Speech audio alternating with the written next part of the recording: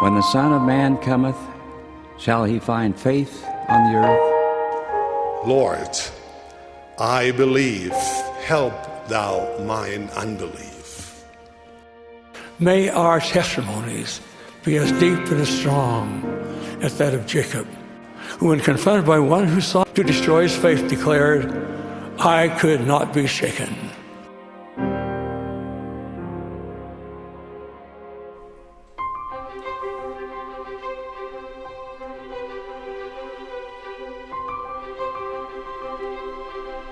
Hello, my friends. I'm Jared Halverson. This is Unshaken, and today is our fifth and final installment in our study of the book of the Acts of the Apostles.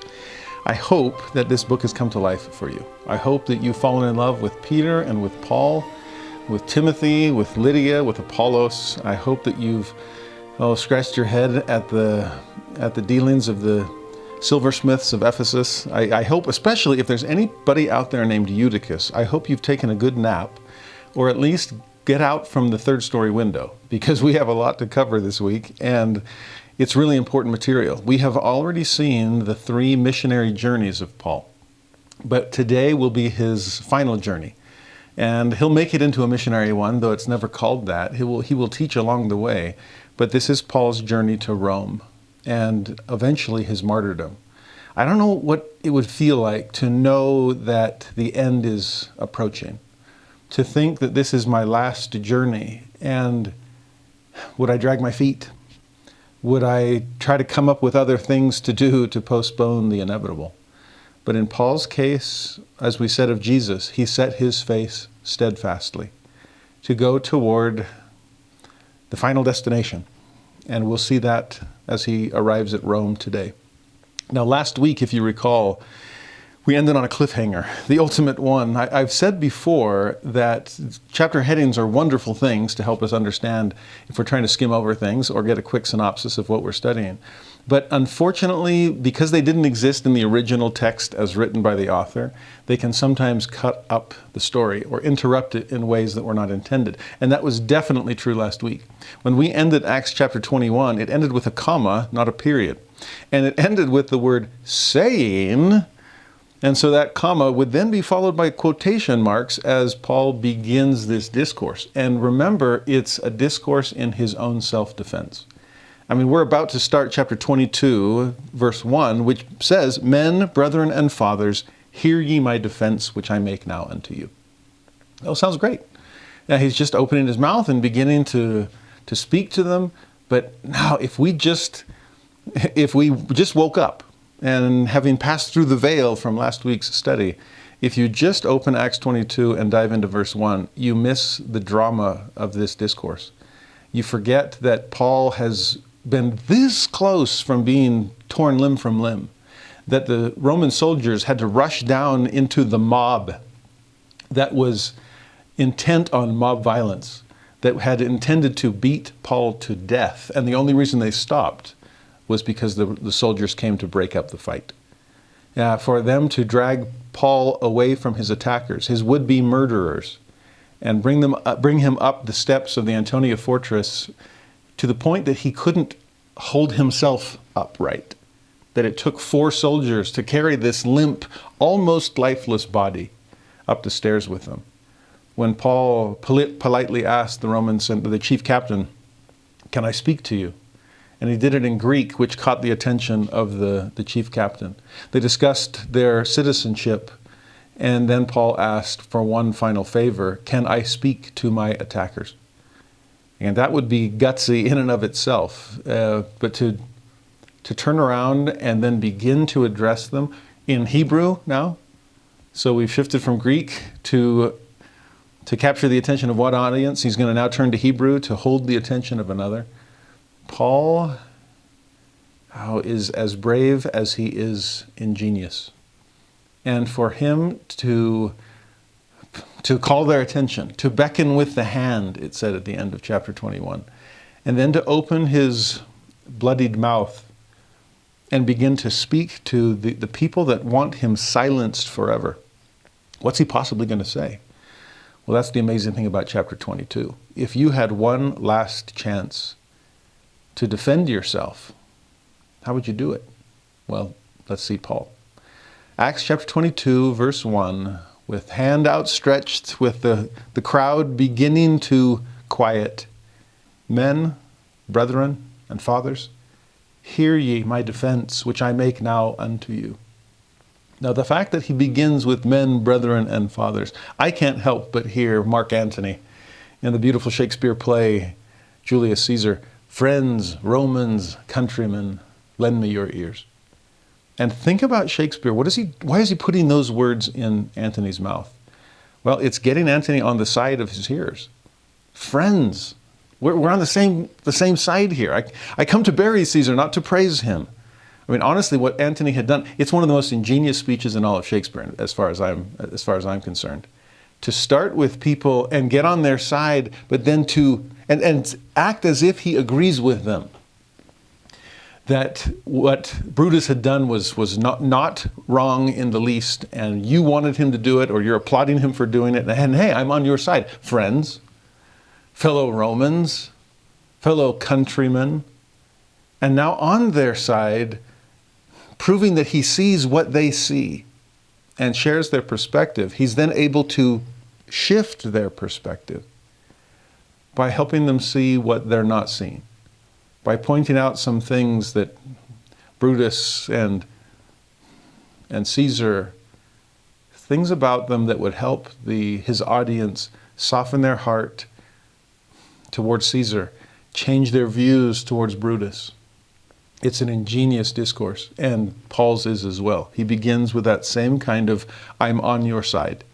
It's not just men, accusers, and would-be murderers. No, that immediately puts you in an oppositional kind of stance.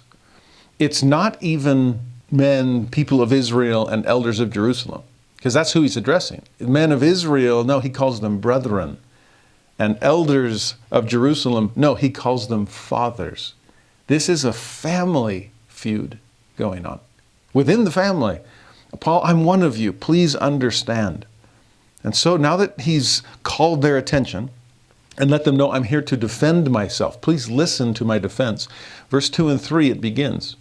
Now first, Luke includes in parentheses, when they heard that he spake in the Hebrew tongue to them, they kept the more silence. The fact that he would speak to them in the ancestral language. Wow, this man really is one of us. He's speaking in the language of Abraham and Isaac and Jacob. He's speaking in the language of Scripture. Here, Paul is showing his religious identity, not just his cultural identity. And he saith, I am verily a man which am a Jew, just like you, brethren and fathers. I was born in Tarsus, a city in Cilicia. And so, yes, you might think of me as an outsider. I grew up in Asia Minor. Well, at least I was born there. Yet, I was brought up in this city at the feet of Gamaliel and taught according to the perfect manner of the law of the fathers, and was zealous toward God, as ye all are this day. You see what he's doing? I'm one of you. True, I wasn't born here, but I was raised here spiritually. Remember when we studied Acts chapter 5? And everyone was up in arms over Peter and John and ready to tear them limb from limb. And a leading Pharisee in the city tried to calm the crowd, or at least the leaders of the crowd, and said to them, there's all kinds of, our history is full of nobodies that thought they were somebodies. And their movements fizzled out under the weight of their own falsehood. We don't have to do anything here. In fact, we shouldn't do anything here. Because if this is a man-made movement, we don't have to fight it. And if this is God-inspired, then we can't fight it, lest we find ourselves fighting against God. Do you remember that conversation? And that was effective? The leaders realized, he's right. Well, who's he? It's Gamaliel, the same person that Paul is calling to his own defense. In fact, if you go back to Acts chapter 5, verse 34, Gamaliel is described this way. One in the council, a Pharisee, named Gamaliel, a doctor of the law, had in reputation among all the people. So everybody knows this guy. They know how zealous of the law he was, just like his star pupil, Saul of Tarsus. Paul is pulling out the credentials, and helping his audience see, I'm just like you. In fact, in some way, you're wanting to tear me apart because I'm not sufficiently Jewish. I'm too Christian. Oh, I'm more Jewish than you are.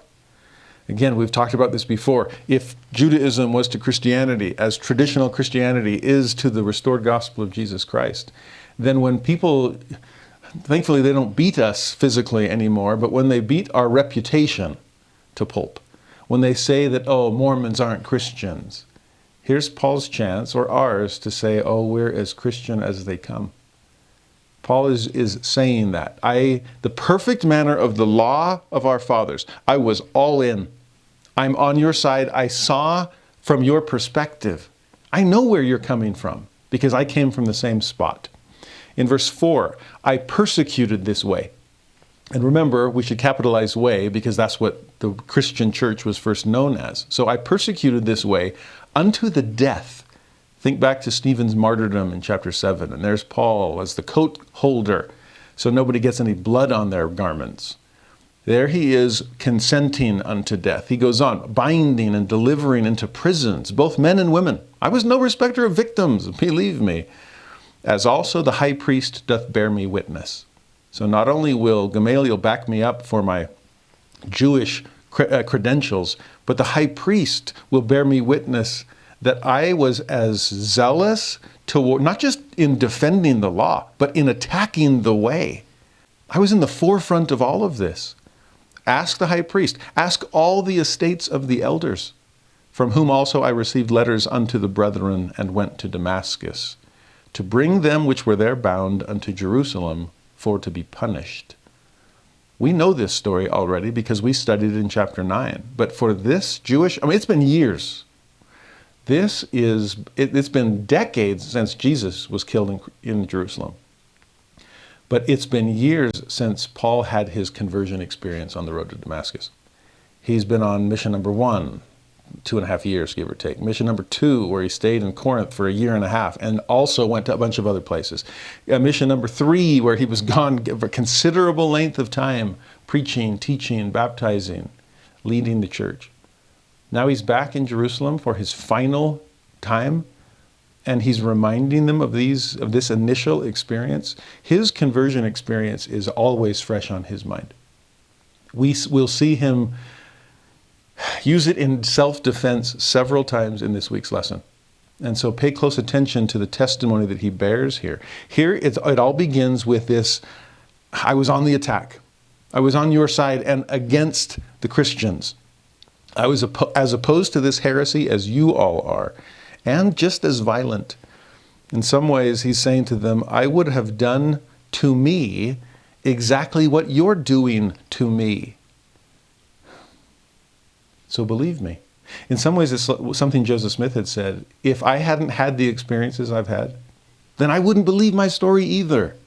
So I don't blame anyone for looking at me skeptically. Here's Paul. I don't blame you as I defend myself. If anything, if I do blame you, it's because I blame myself.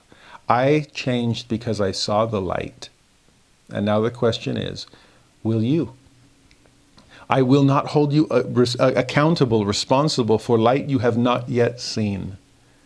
But men and brethren and fathers, if you'll lend me your ears, I will open your eyes. If I can be your Ananias and figuratively lay my hands upon you so that the scales of darkness drop from your eyes, if I can say to you in some way, brethren and fathers, why persecutest thou me? For I am an apostle of Jesus Christ, whom thou persecutest.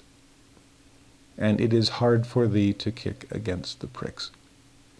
It's that sense of compassion, not of anger or offense, that Paul is feeling as he approaches his would-be attackers. It's hard for you, and it could be so much easier if you opened your eyes to the truth so that truth could set you free. By the way, in our own experiences with people, especially with people with whom we don't see eye to eye. If there's someone in your life that has left the church and is now attacking it, please pay attention to how Paul is trying to change hearts. Whether or not he is successful, we will see. And whether or not you will be successful in the short term of changing the heart of this person, that's yet to be seen as well. But if you ever hope to change their heart, you better change yours first. If you want them to see your perspective, you have to get to a point where you can see theirs. That's why so often when I'm meeting with somebody that's angry and or has difficult questions and is thinking of leaving the church or threatening to, often they'll say, I just need 15 minutes. If you can just answer this question, we'll be done. I said, no, the question is not some outside thing. It's internal. Otherwise, it wouldn't be causing you so much angst. And so I need to know the whole story. I need to know you and how you were raised and your background and how you feel about these things and how you once felt and why you're planning on making this change. And this is going to take 2 hours probably because I need to know you. So among other things, I can empathize with you, that I can see where you're coming from, that I can stop the temptation of accusing you and approaching you as an enemy. Because if I do, then you'll feel fully justified in responding to me as an enemy as well. We can't have that. And so again, if I can come to an understanding and again, that's why I love proving contraries, because they have right on their side. They are holding to a side of the contrary. Usually it's an overcorrection from the other side that they were holding on to, the side that most of us are still holding on to. And so if I can prove that contrary, if I can see the virtue on the side they've chosen, again, by eliminating its connection with the other side, that virtue has or will already become a vice, or at least has that potential. And so I've got to be careful with that. But I'm just the opposite. My virtue has a vice potential too if it's not connected to the other side. So it's not just a matter of please sit down so I can help you, but please can we sit down together so we can help each other? Help me see what I'm not seeing.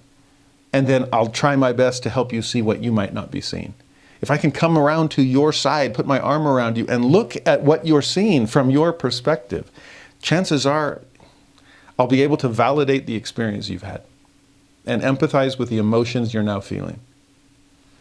I will probably not agree with your interpretation, but I will see where you're coming from as far as what you've been through. And once that happens, then perhaps I can also point out, yes, I see what you see, but you see off in the distance a few other things that might broaden your perspective, that you're right, but only half right. Just like so many people that you are struggling with are right, but only half right also. It's just the opposite half. Makes sense? I love what Paul is doing here. He is such a masterful example of not accusing his accusers, because then they'll just feel justified, of being open to their side of the story, because he, at one point in his life, that was his full story. So yes, I'm not just trying to buddy up and get on your good side. I'm trying to prove that I know you have a good side and that you feel justified in what you've been doing to me. I felt exactly the same.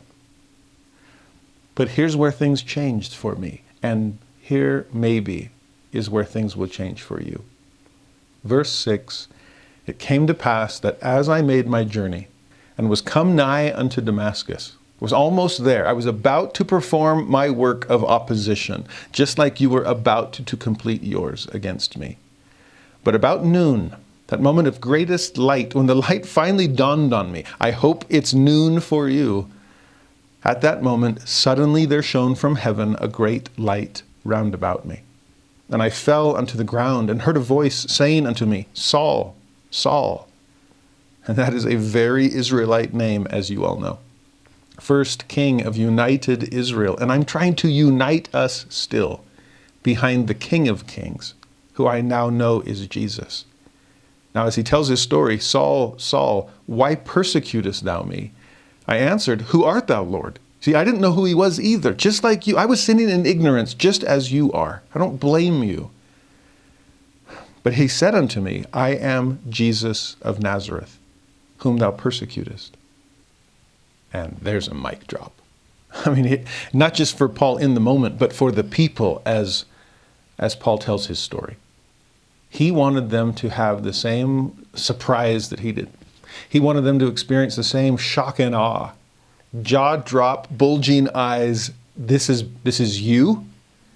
This heavenly messenger that I cannot deny is far above me.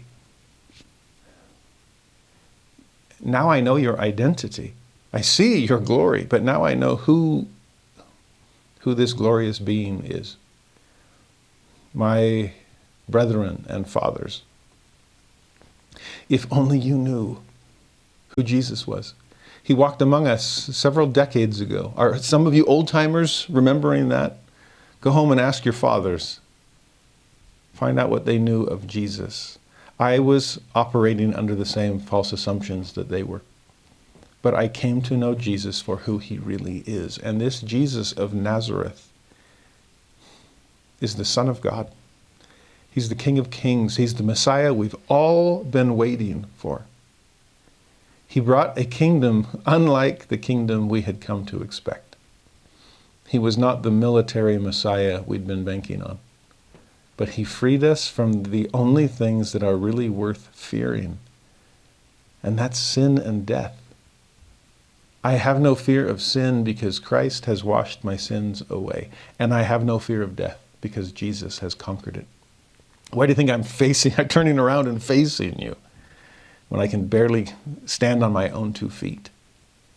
It's the Lord of life that is empowering me. He's the one I persecuted. He's the one that you are persecuting. But I changed, and so can you. He continues his story in verse 9. They that were with me saw indeed the light, and were afraid, but they heard not the voice of him that spake to me. When we read the story back in Acts chapter 9, by the way, it had those reversed. It said that the other men heard the voice but didn't see anything. But remember, even then, the JST corrected that to fit this description instead. I think it's fascinating to see but not hear, which means they recognized something. His fellow persecutors, they saw something. They were privy to the vision, but they didn't know the identity of this heavenly messenger. They didn't hear the voice.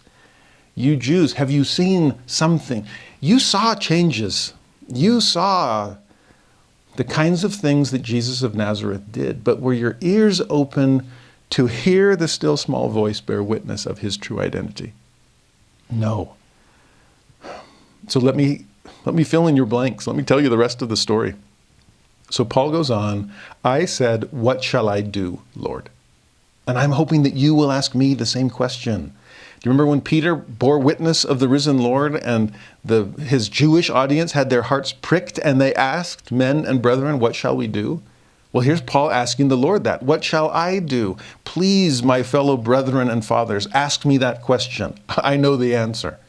In my own experience, when I asked, what shall I do? The Lord said unto me, arise and go into Damascus, and there it shall be told thee of all things which are appointed for thee to do.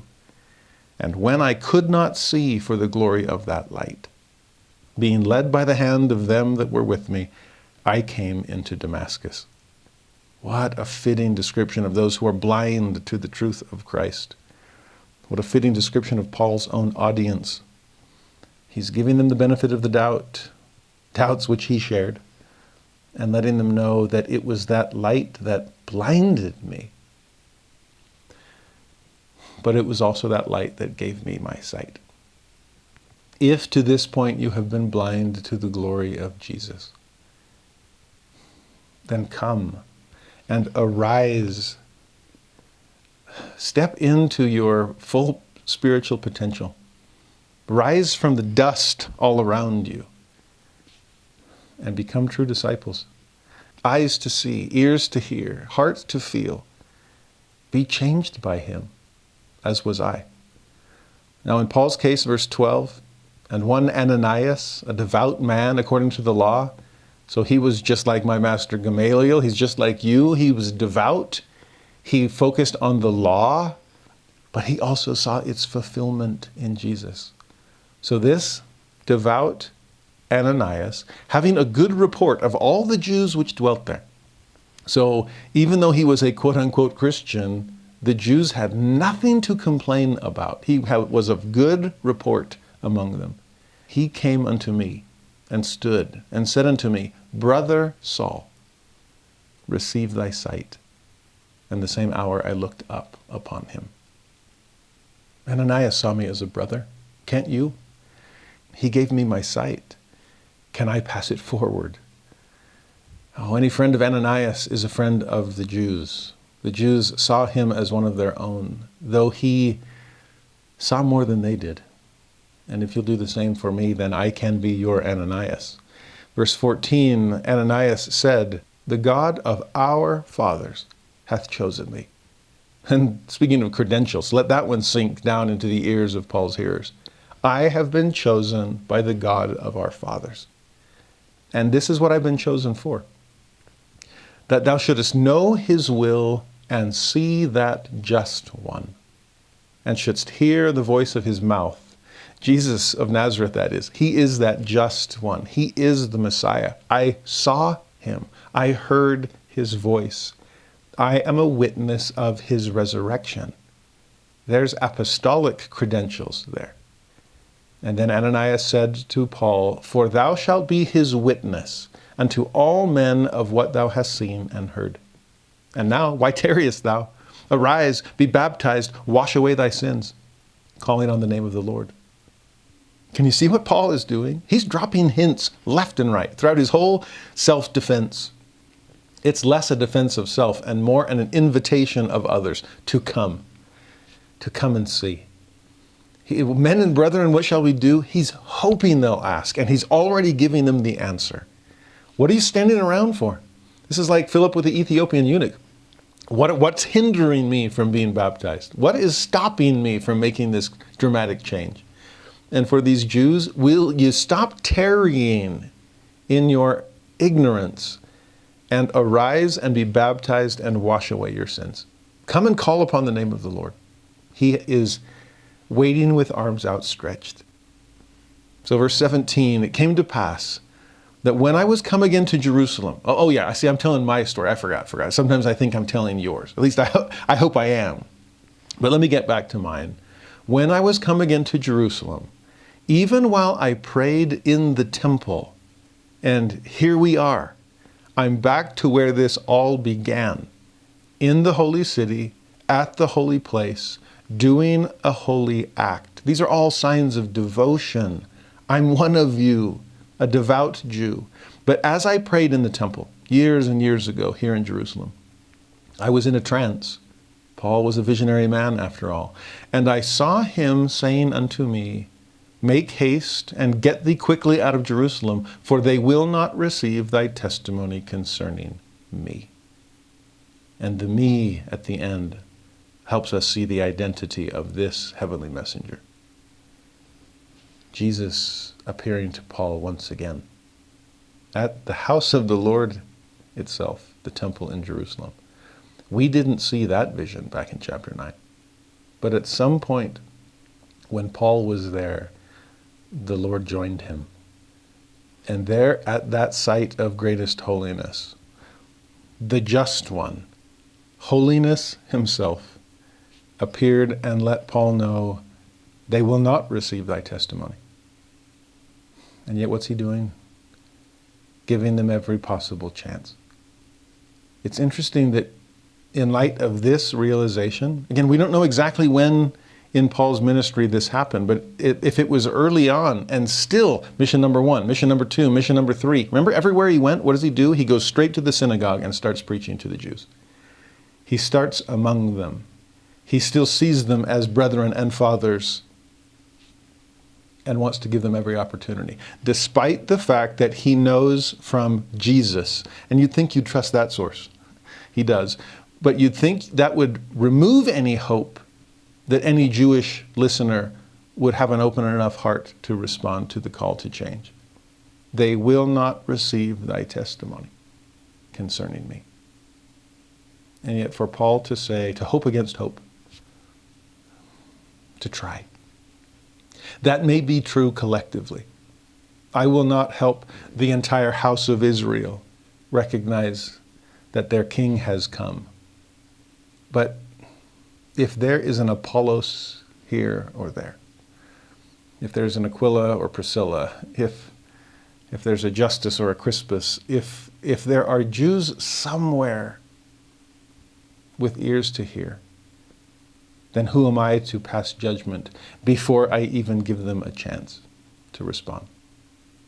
In some ways, this is like Nephi coming down the mountain after having seen in vision the future of his civilization, namely that his descendants would fall prey to the descendants of his brothers, Laman and Lemuel. And what does he do when he comes down? He approaches Laman and Lemuel and tries anyway. If I can turn away from the future that I've been shown, even though it's been shown me by God. Paul's faith is astounding to me. His effort, his work, his faith, everything he's doing here. Now in verse 19, he continues his own story. And again, dropping hints at the story he hopes that his brethren and fathers will live into as well. I said, in response to this heavenly vision, Lord, they know that I imprisoned and beat in every synagogue them that believed on thee. And when the blood of thy martyr Stephen was shed, I also was standing by and consenting unto his death, and kept the raiment of them that slew him. And he said unto me, Depart, for I will send thee far hence unto the Gentiles. Now, I wonder if that conversation, again, this is a conversation we didn't know about before. I'm so grateful that he's giving this self-defense with an expanded account of his conversion. Because here it almost feels like he's pleading with the Lord to give Judaism one more chance. And that let me be the one through whom you give them that chance. Because I know where they're coming from. I was just like them, and yet you didn't give up hope on me. Remember Ananias was concerned? Like, uh-oh, I've heard about this guy. Remember the other Jewish Christians were concerned? Like, oh, we really heard about this guy. Public enemy number one. And now he claims to be one of us. I am. I spent the rest of my life proving that I am truly converted. Despite those who had given up on me. Father, or Lord, don't give up on your people. This, in some ways, is like the allegory of the olive tree in Jacob 5, when the Lord of the vineyard comes and says, that's it, we've given them all the chance they need, and now we're going to cut bait, we're going to cut down the trees, we're going to burn the vineyard. And it's the servant that says, please, can we keep on trying? A little more digging, a little more dunging, a little more watering, a little more weeding. Please I still have hope. And I get a sense in Paul's response to the Lord in this vision, he's not telling Jesus anything he doesn't already know. I think what he's saying is, I know where they're coming from. I was just like them. Paul, in some ways, is the embodiment of the Jewish people. Persecuting Christians, just like they're now persecuting Paul, consenting to their death. I understand Stephen's history lesson. In some ways, Paul is culminating at the same point. He's letting in fact, this is interesting. Remember how how Stephen finishes? Gives this whole amazing lesson, and here's Abraham, and here's Israel, and here's Joseph of Egypt, and here's Moses, and all these ancient worthies, all of whom are pointing to Jesus symbolically. He's been teaching Jesus all the way through Israelite history. But at the very end, the gotcha statement at the end of Acts chapter 7, is when Stephen says, and just like your forefathers rejected Moses, for example, you are rejecting Jesus. And you're no different than they are. And it's that gotcha, it's that full reveal, and they are up in arms, ready to stone him. In some ways, by telling his own backstory, Paul is calling out his audience because they were just like him. Beating in every synagogue those that believe on him. And what had they just done to Paul? Beat him. Not at any old synagogue, at the temple itself. Jesus himself was ready to give up on you, at least in this vision. I wasn't. Of course, Jesus isn't going to give up on anyone. But the command there was, depart from Jerusalem, basically from Judaism. because I am sending you to the Gentiles. And again, those are fighting words for this Jewish audience. Not just feeling themselves rejected in some way, but then putting the Gentiles forward in their place. Oh, no, that is far beneath them. Well, let's see how they respond. Verse 22, they gave him audience unto this word, or better translation, until this word. In other words, they've been listening with bated breath the whole time. As soon as he tried to calm them, and he's beckoning with their hand and just silencing the crowd, when he starts speaking in Hebrew, and then kind of the sound waves spread across the Temple Mount, and it's picking up, it's registering in the Jewish ear. Wait a minute, he's speaking our language? Remember, the Roman centurion is thinking, aren't you that Egyptian guy? And they're thinking, aren't you some Gentile rabble-rouser that's bringing uncircumcised Gentiles into the temple? Wait a minute, you're speaking scripture language. You're speaking our language. Who are you? And they lend him their ears. The eyes aren't yet fully open, but the ears fully are. And they're hanging on every word, giving him audience until that word. And what was the last word? Gentiles. Wait. God is turning from Jew to Gentile? You are leaving us, the chosen people, in the dust?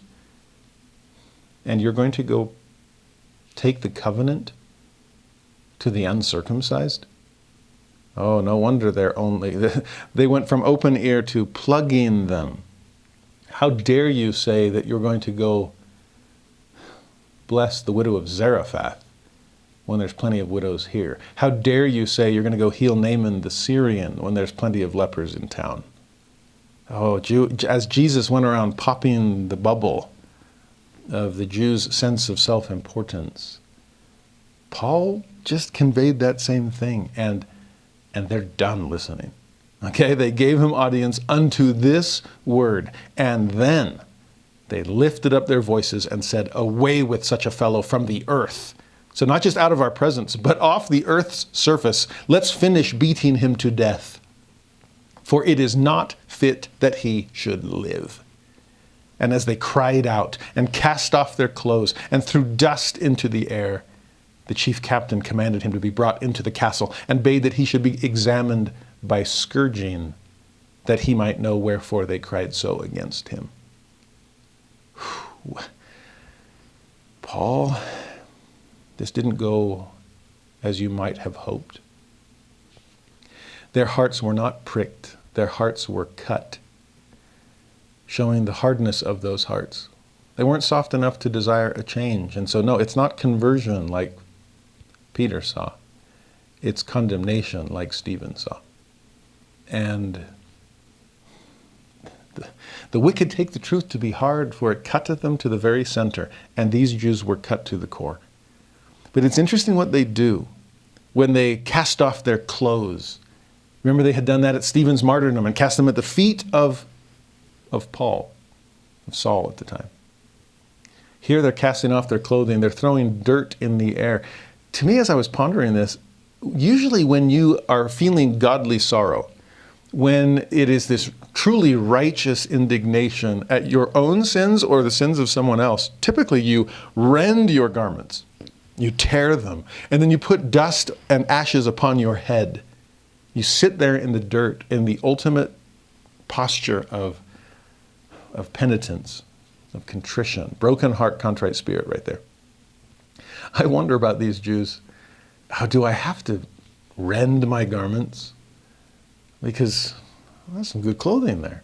Why don't I just cast them off instead? Then I can pick them up and dust them off and I'll be fine. And speaking of dust, rather than put it on my head, how about if I just throw it into the air? Is that good enough?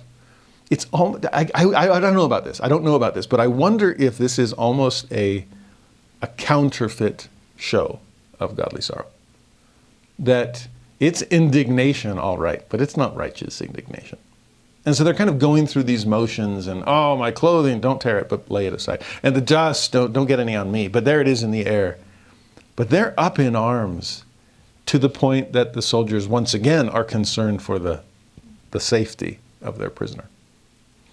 But notice, it's not just Let's keep them from the crowd. Let's try to figure out, why are they so angry?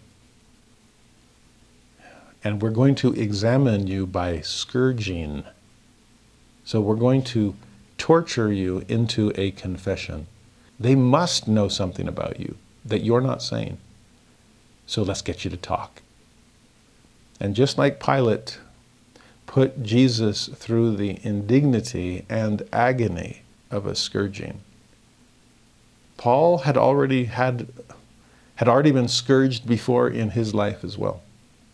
But to have it happen again, to think I'm about to go through that cat of nine tails, those stripes across the back, will I even survive it after such a beating?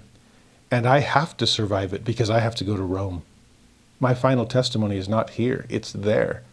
It's going from Jewish capital to Gentile capital. And Jesus had told me in this very spot years ago to depart and go preach to the Gentiles.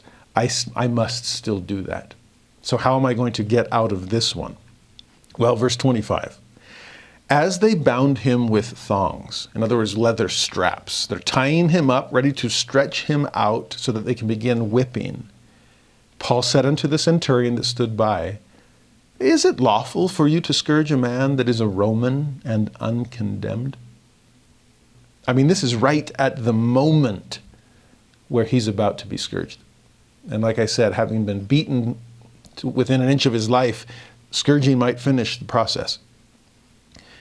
And yet, what's his innocent question?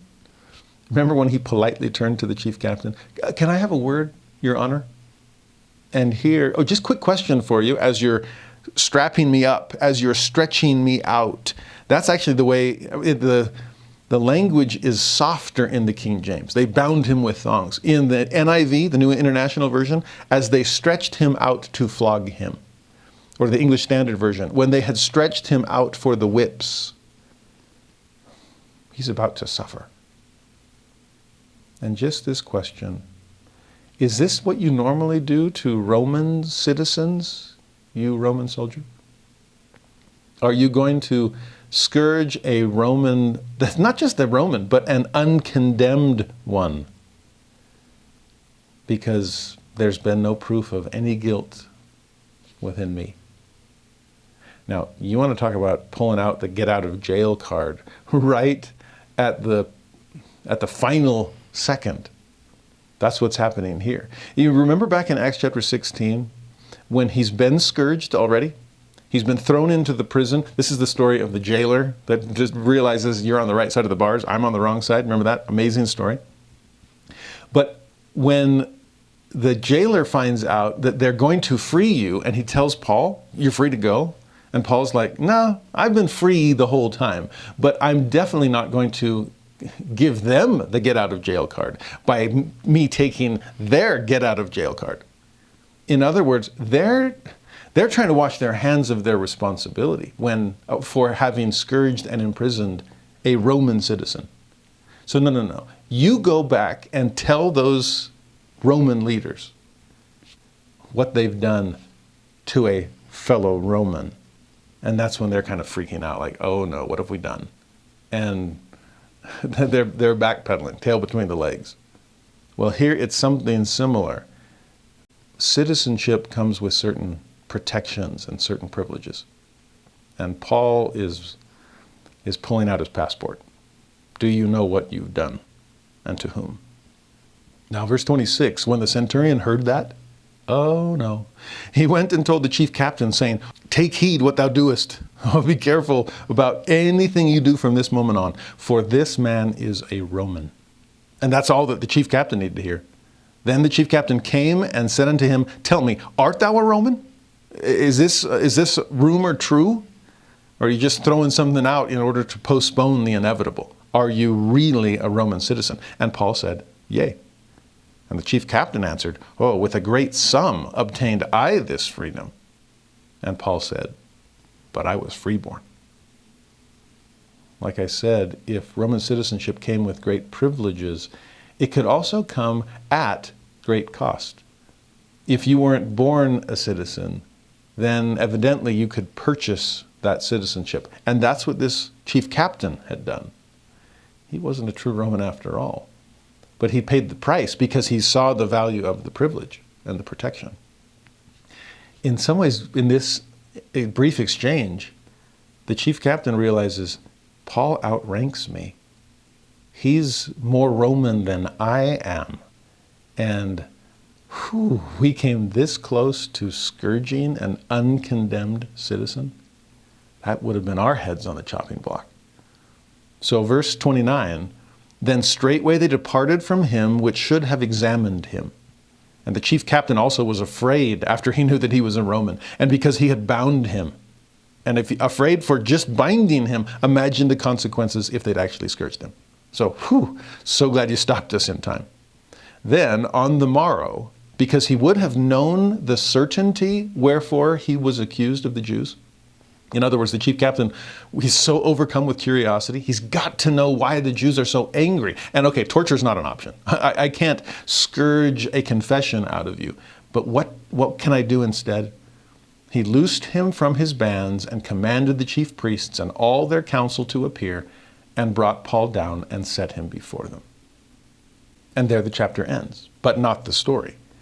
Because what we see here is the Roman centurion, or the chief captain, realizing, I cannot beat a confession out of him. Can the Jewish Sanhedrin draw a confession out of him? They're the ones that are so intent on killing Paul themselves, taking matters into their own hands. Surely they must know what the accusation is. Let me turn it over to them then. Not for more physical violence. He's uncondemned. That's the problem. It's not a problem to execute anyone, including a Roman citizen. We just have to have the proof that they deserve to die. I don't see any proof. I don't have any proof. I can't get any proof, but maybe these Jews that are so angry with him can provide the accusation. We'll then take it from there. So, chapter 23, we see the questioning begin. He starts among Jewish authorities. He'll end among Roman authorities all over again. But in verse 1, Paul, earnestly beholding the council, said, men and brethren. So here we are once again, brothers in the faith, seed of Abraham, stock of Israel, men and brethren. I have lived in all good conscience before God until this day. I am not nursing a troubled mind here. My conscience is clear as a summer morning, void of offense toward God and toward all men, right? He proclaims this. I'm innocent of any wrongdoing. And yet, what's the response? The high priest Ananias, interesting name. This is not the Ananias that blessed Paul. Far from it. This is not Ananias that helped Paul gain his sight. It's rather an Ananias who is completely blind to the truth.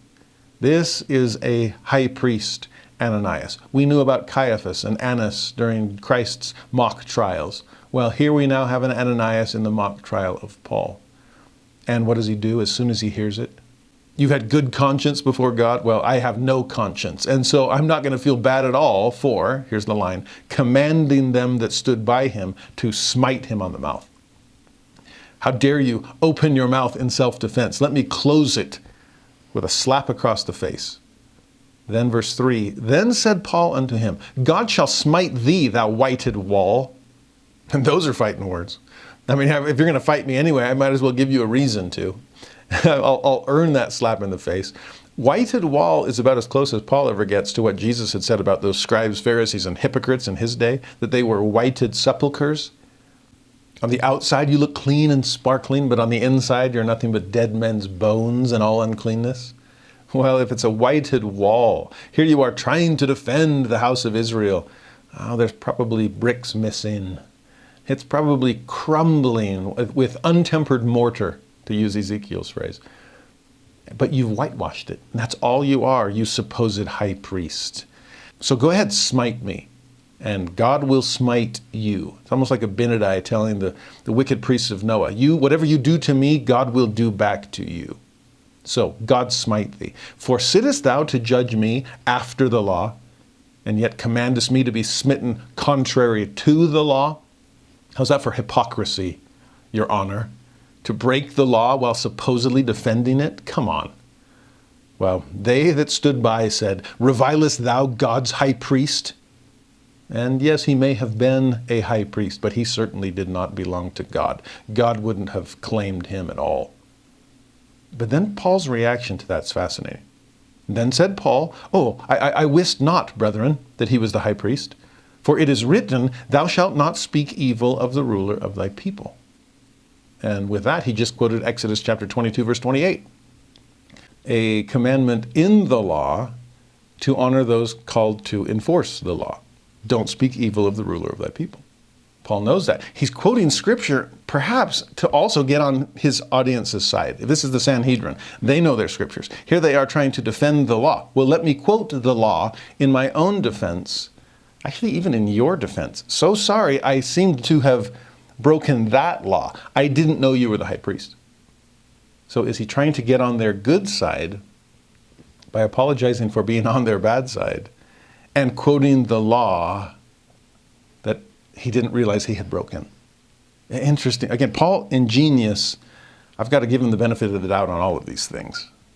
This is a chance for me to bring in scripture in hopes that they'll realize, oh, he really does know our stuff and sides with our stuff. And maybe this guy's a Jew after all, though he espouses the way. Now, this is a confusing passage. Is Paul being bad cop, good cop? And he started bad cop, oh, you whited wall, and he shifts to good cop, like, oh, please forgive me, your honor. I didn't realize who you were. Did he not realize who he was? Some scholars have wondered about Paul's eyesight and use this as one example of maybe he's just not seeing things clearly. Sorry, I made out the shape, but I couldn't make out the insignia. I didn't realize you were high priest. Others, oh, he probably knew, but he's, again, trying to use the law to get people on his own side. Or is this a matter of, I didn't realize that it was the high priest making the commandment and then some subordinate, because it was a subordinate that slapped him across the face. So I didn't mean to call you the whited wall, oh high priest. I was speaking to this subordinate. Oh, there's all kinds of possibilities here. But to see this moment, how is Paul going to get out of this? He's in trouble. He knows it. But then he sees an opening. Verse 6. But when Paul perceived, and that describes him well. He's perceptive. He's observant. He's a discerning man. And when he perceived that the one part were Sadducees and the other Pharisees, like, this Sanhedrin is not all cut from the same cloth. There is a dividing line. I mean, the real line is them against me. But there's also this line within them, of them against them. I wonder if I could take advantage of that division to help overcome this division. So once he realized, that's right, there's some Sadducees here, some Pharisees here, he cried out in the council, men and brethren. There it is again, brethren, I'm one of you. In fact, I'm more like half of you than the other half. I am a Pharisee, the son of a Pharisee. Remember, he'd already said, I was raised at the foot of Gamaliel, who was a well-known Pharisee, zealous of the law. So, fellow Pharisees, I'm not just one of you Israelites, I'm really one of you Pharisees. And then he pulls out the ultimate trump card. Of the hope and resurrection of the dead, I am called in question. That's really the critical point here. I have borne witness of the resurrection of Jesus. I am a witness of that resurrection myself. And that's what I am being condemned for. That's why I'm being attacked, because I'm bearing witness of the resurrection. Now, he knows exactly what he's doing, because when he had so said, there arose a dissension between the Pharisees and the Sadducees, and the multitude was divided.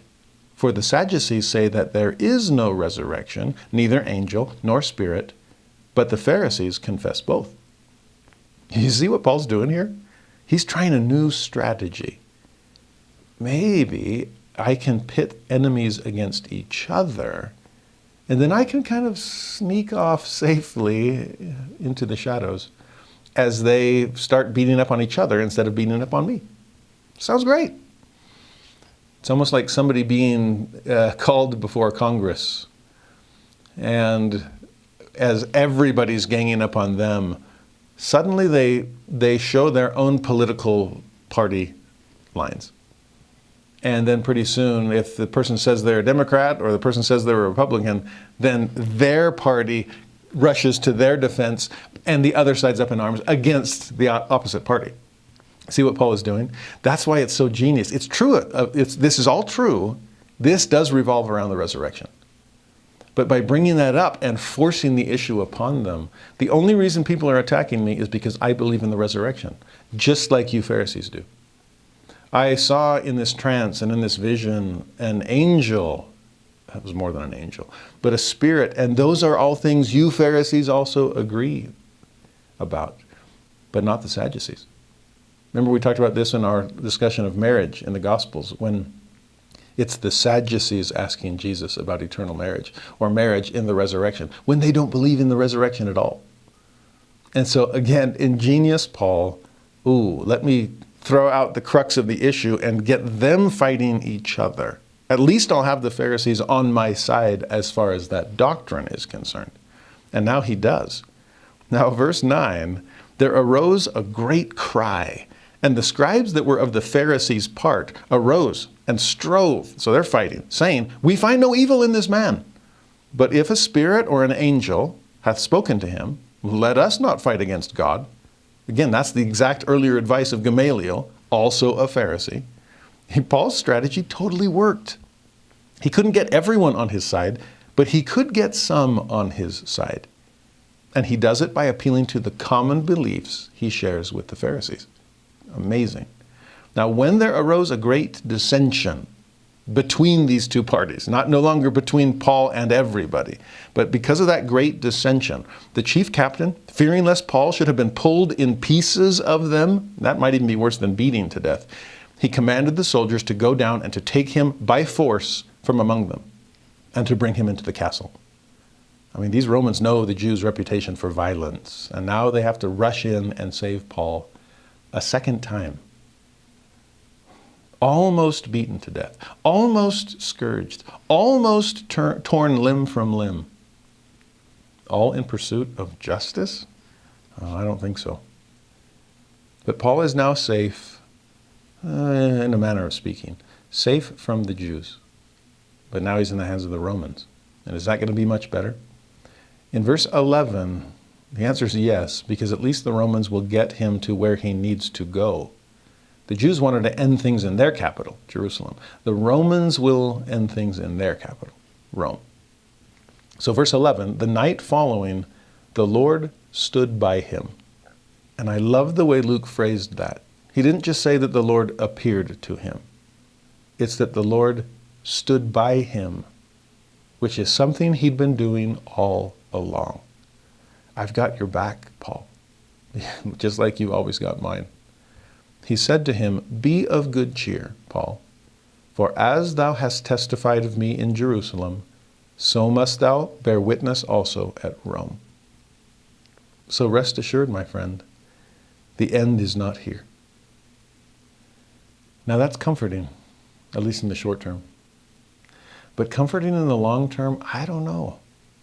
Now remember, Paul is fearless. None of these things move me, he had told his fellow saints. But speaking of movement, to be moved from Jerusalem to Rome, like I said, good short term, I don't know about the long term. Because Romans have their own way of putting away their enemies, and it's a rough one. In some ways, it's even more painful than Jewish execution. I think I'd take a stoning over a crucifixion. But what's going to happen with Paul? In some ways, this is what Jesus had said to Joseph Smith so early in the Doctrine and Covenants. Don't worry about what they can do to you, because they can't do anything to you they didn't already do to me. And I picture Joseph like, is that supposed to make me feel better? They killed you. To which Jesus could say, well, yeah, but I got over it. I mean, the resurrection is a reality. Paul, that's what you're testifying of. So no worries. You will survive Jerusalem. Yes, you won't survive Rome, but don't let that move you. In some ways, this is like taking Daniel or Shadrach, Meshach, and Abednego and saving them from the fiery furnace, just so they could throw them into the lion's den and not spare them there. This is a Joseph Smith being freed from Liberty Jail just so that someday he can get to Carthage. Paul, you've got Rome ahead. Are you ready?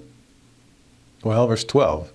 When it was day, certain of the Jews banded together and bound themselves under a curse, saying that they would neither eat nor drink till they had killed Paul.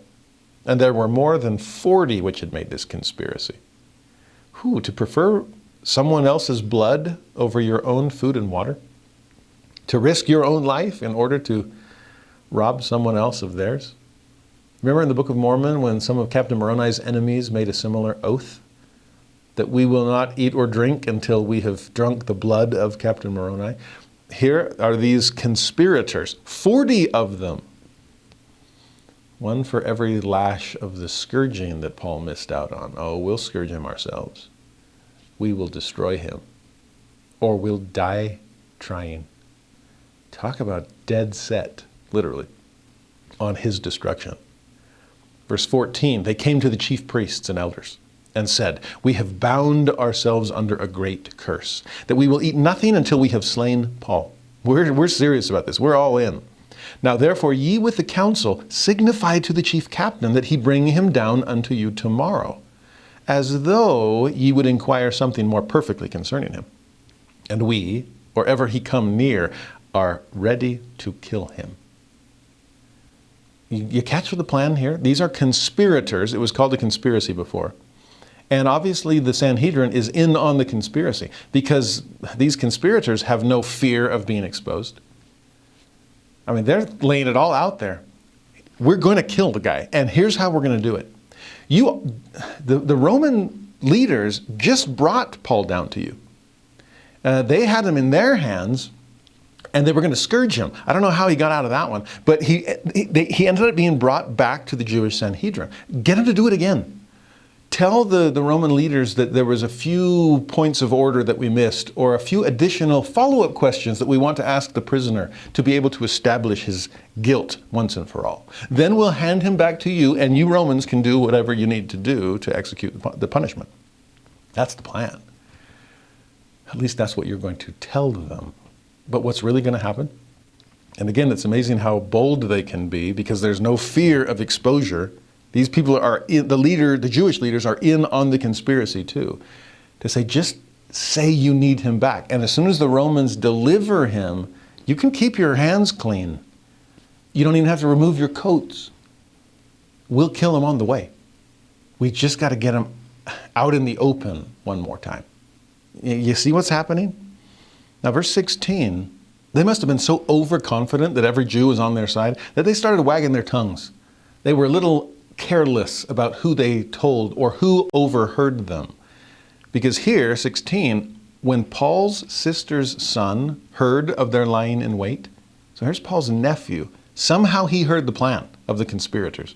He went and entered into the castle, to the Antonia fortress, where the Roman army was there waiting to put down any insurrection on the Temple Mount. He gets in there, and he told Paul. That makes me wonder, again, how did he find out? Were they just tongue-wagging, or was he putting his own life in danger in hopes of discovering some information?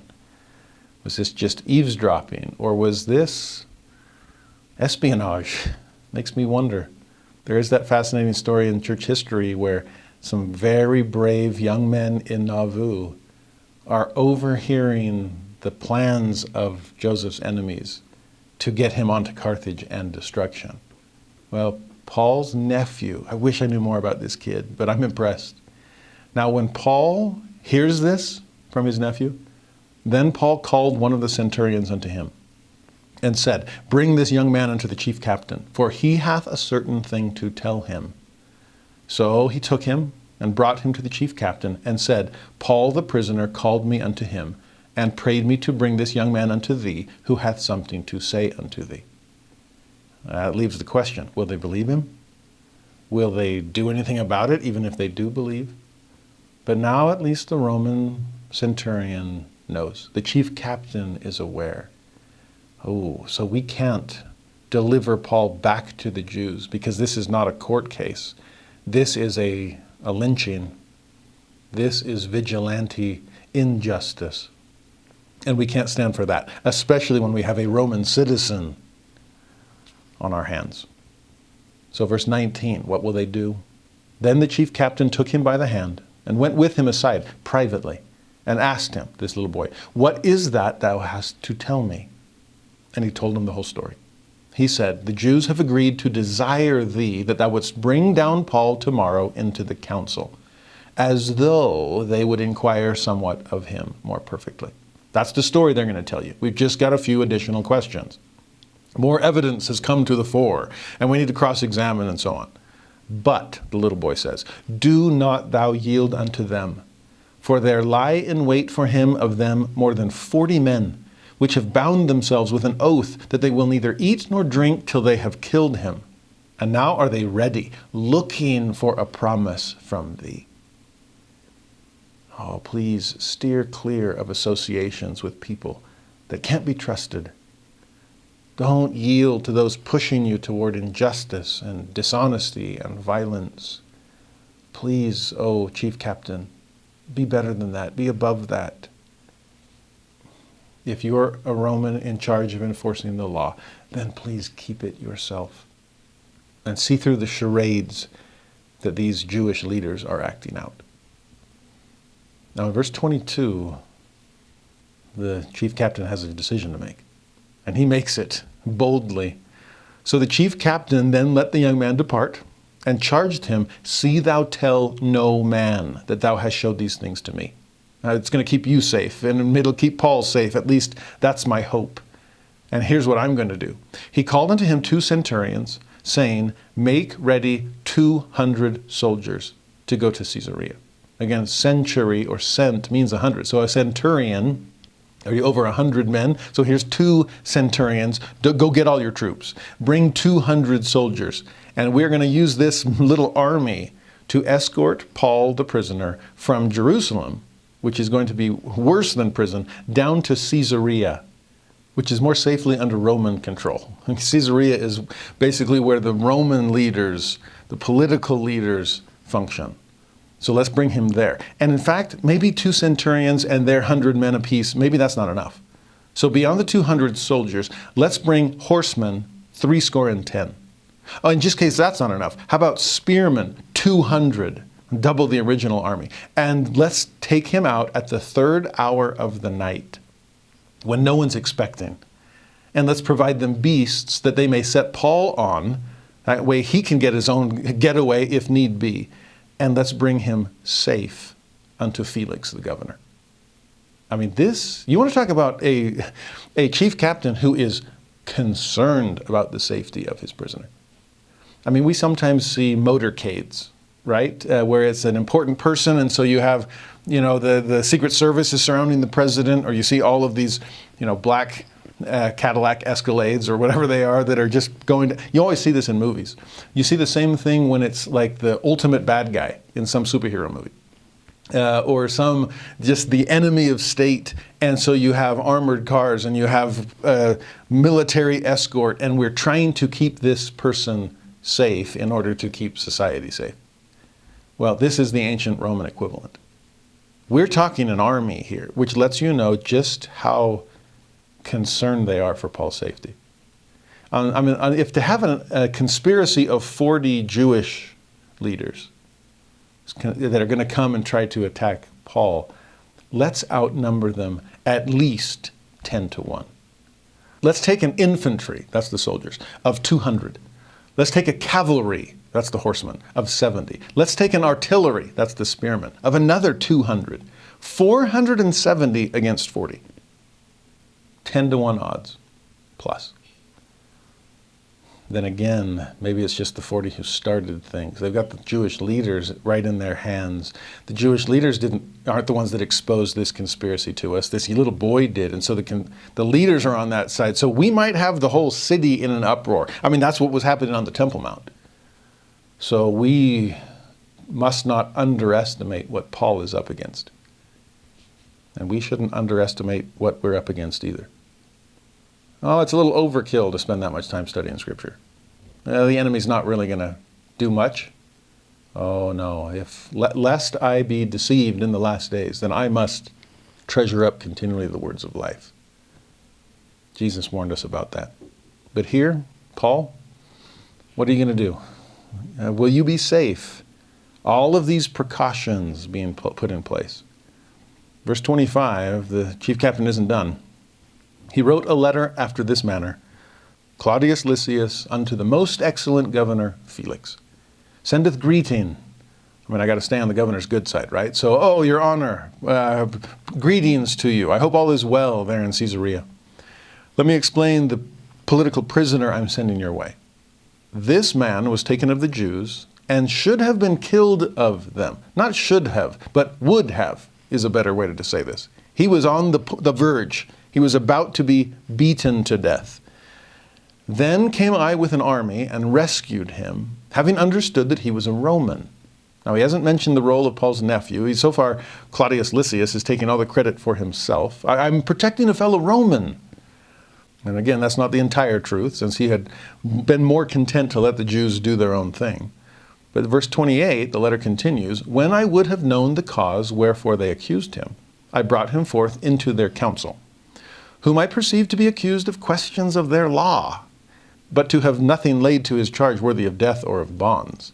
It seems to be the issue or the situation for every Roman leader whenever it's a Jewish problem that comes up. It's like, oh, man, remember when Gallio was... This is just a matter of words and names and custom and tradition.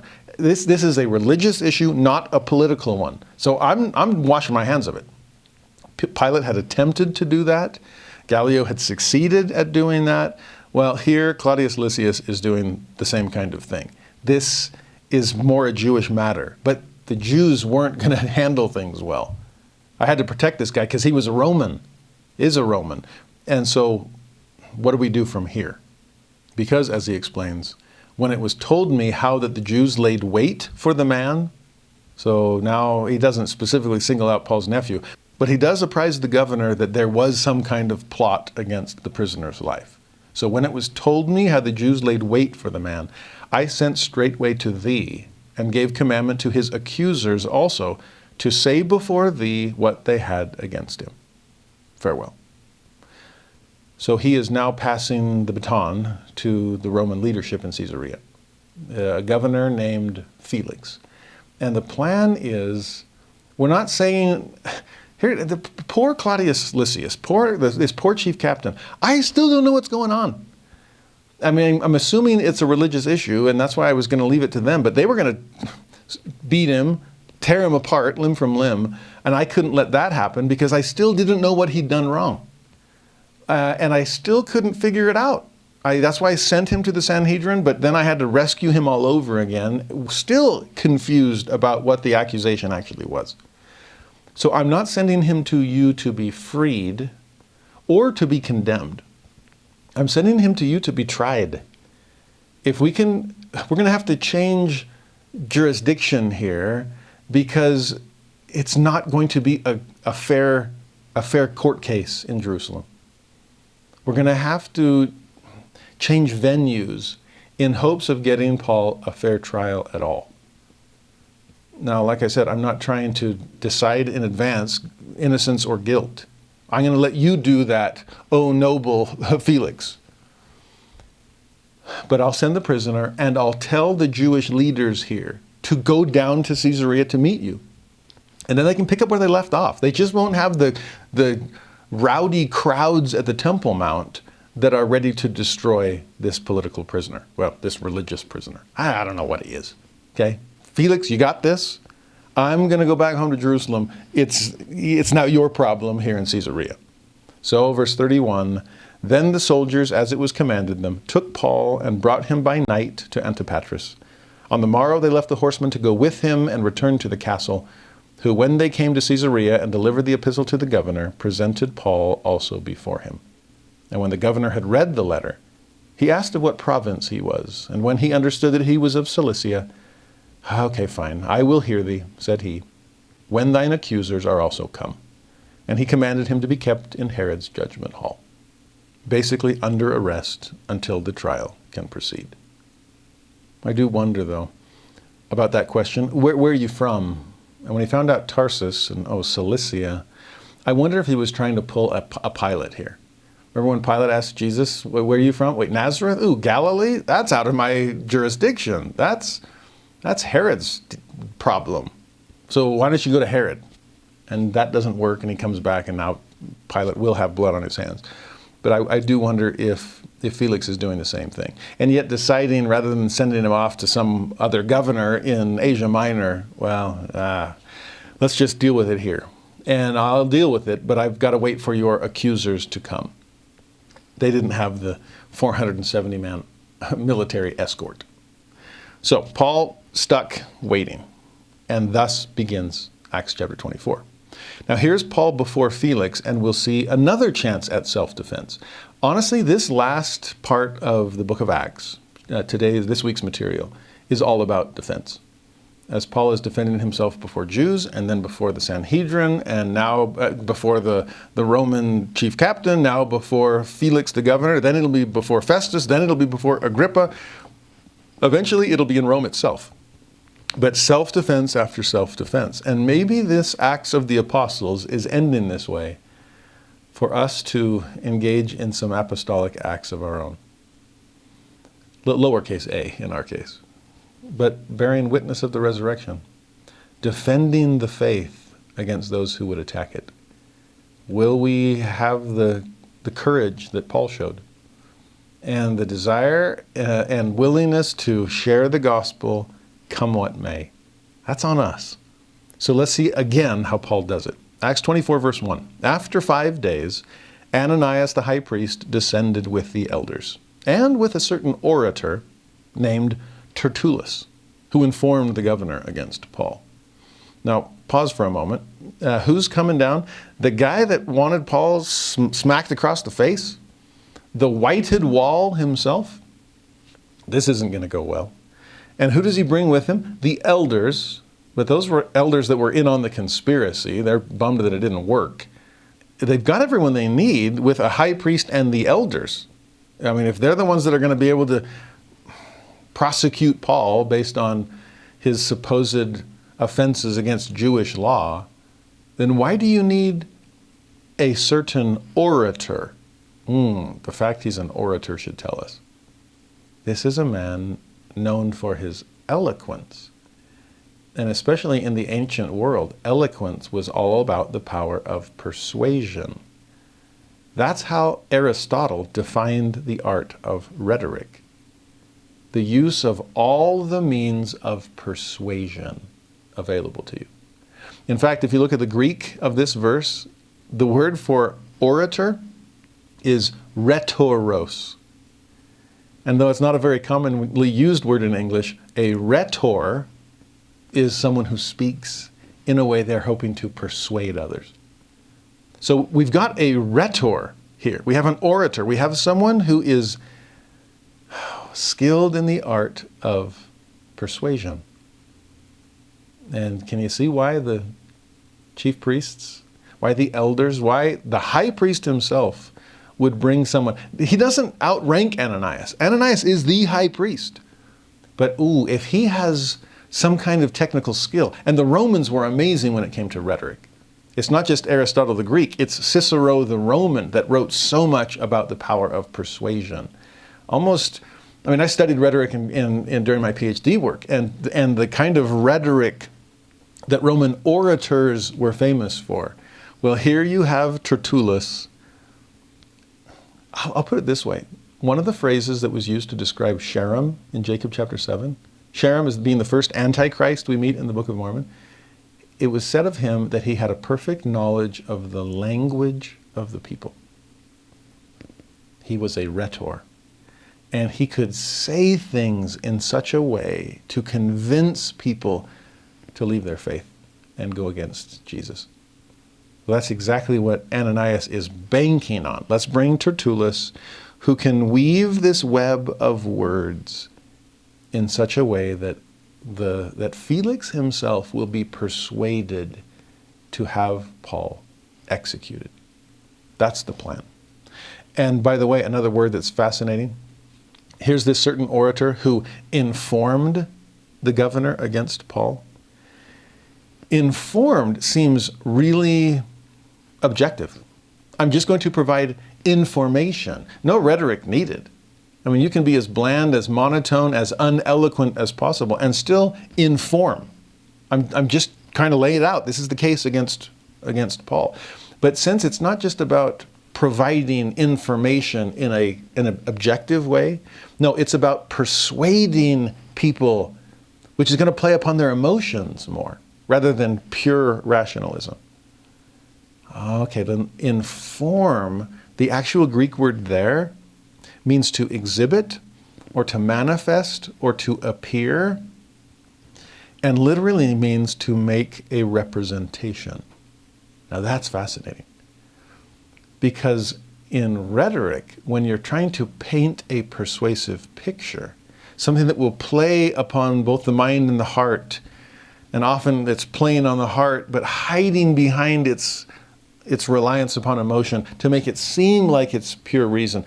Seriously, as I'm blown away by this verse, because it really does give you a behind-the-scenes look at what the Jewish leadership is trying to accomplish.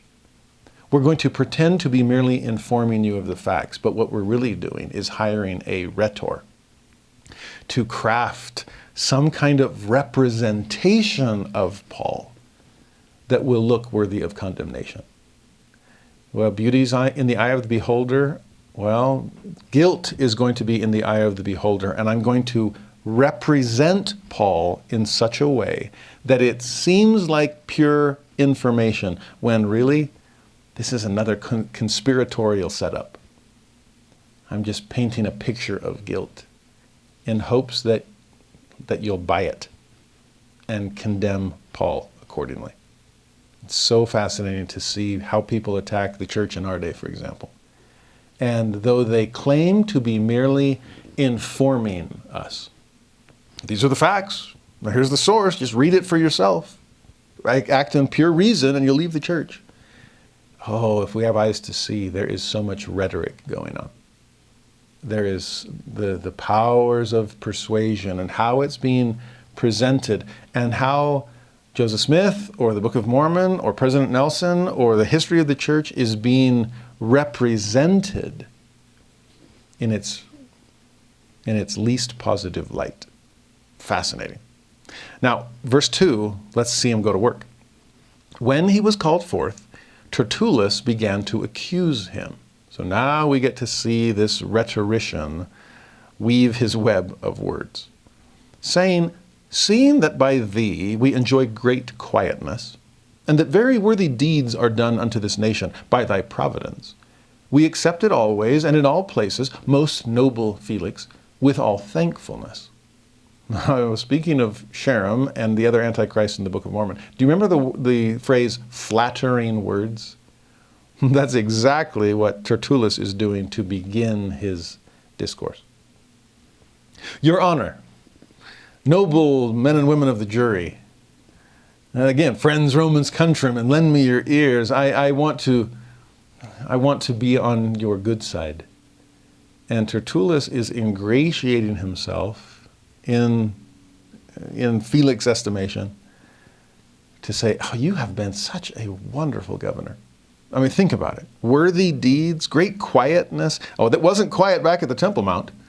It's seldom in quiet there between Jews and Romans.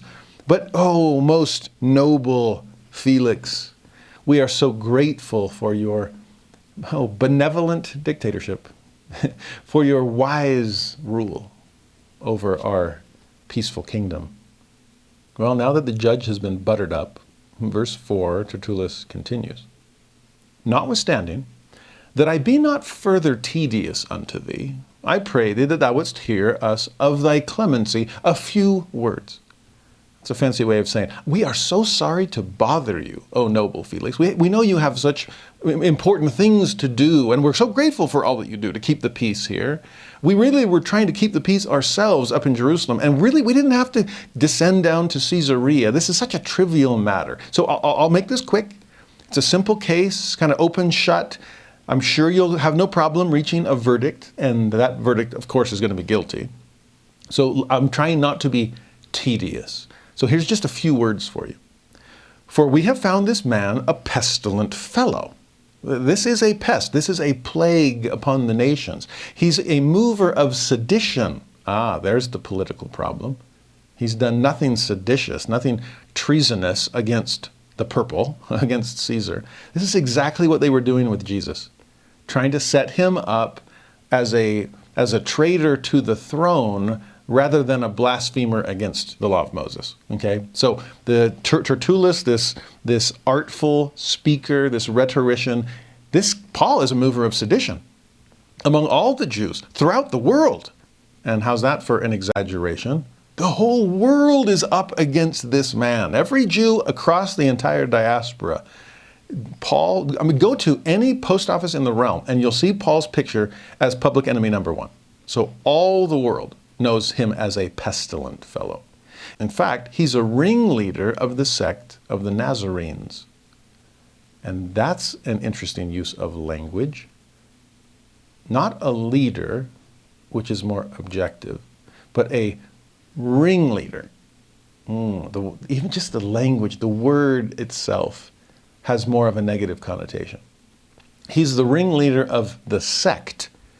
This is not a religion. This is not a faith.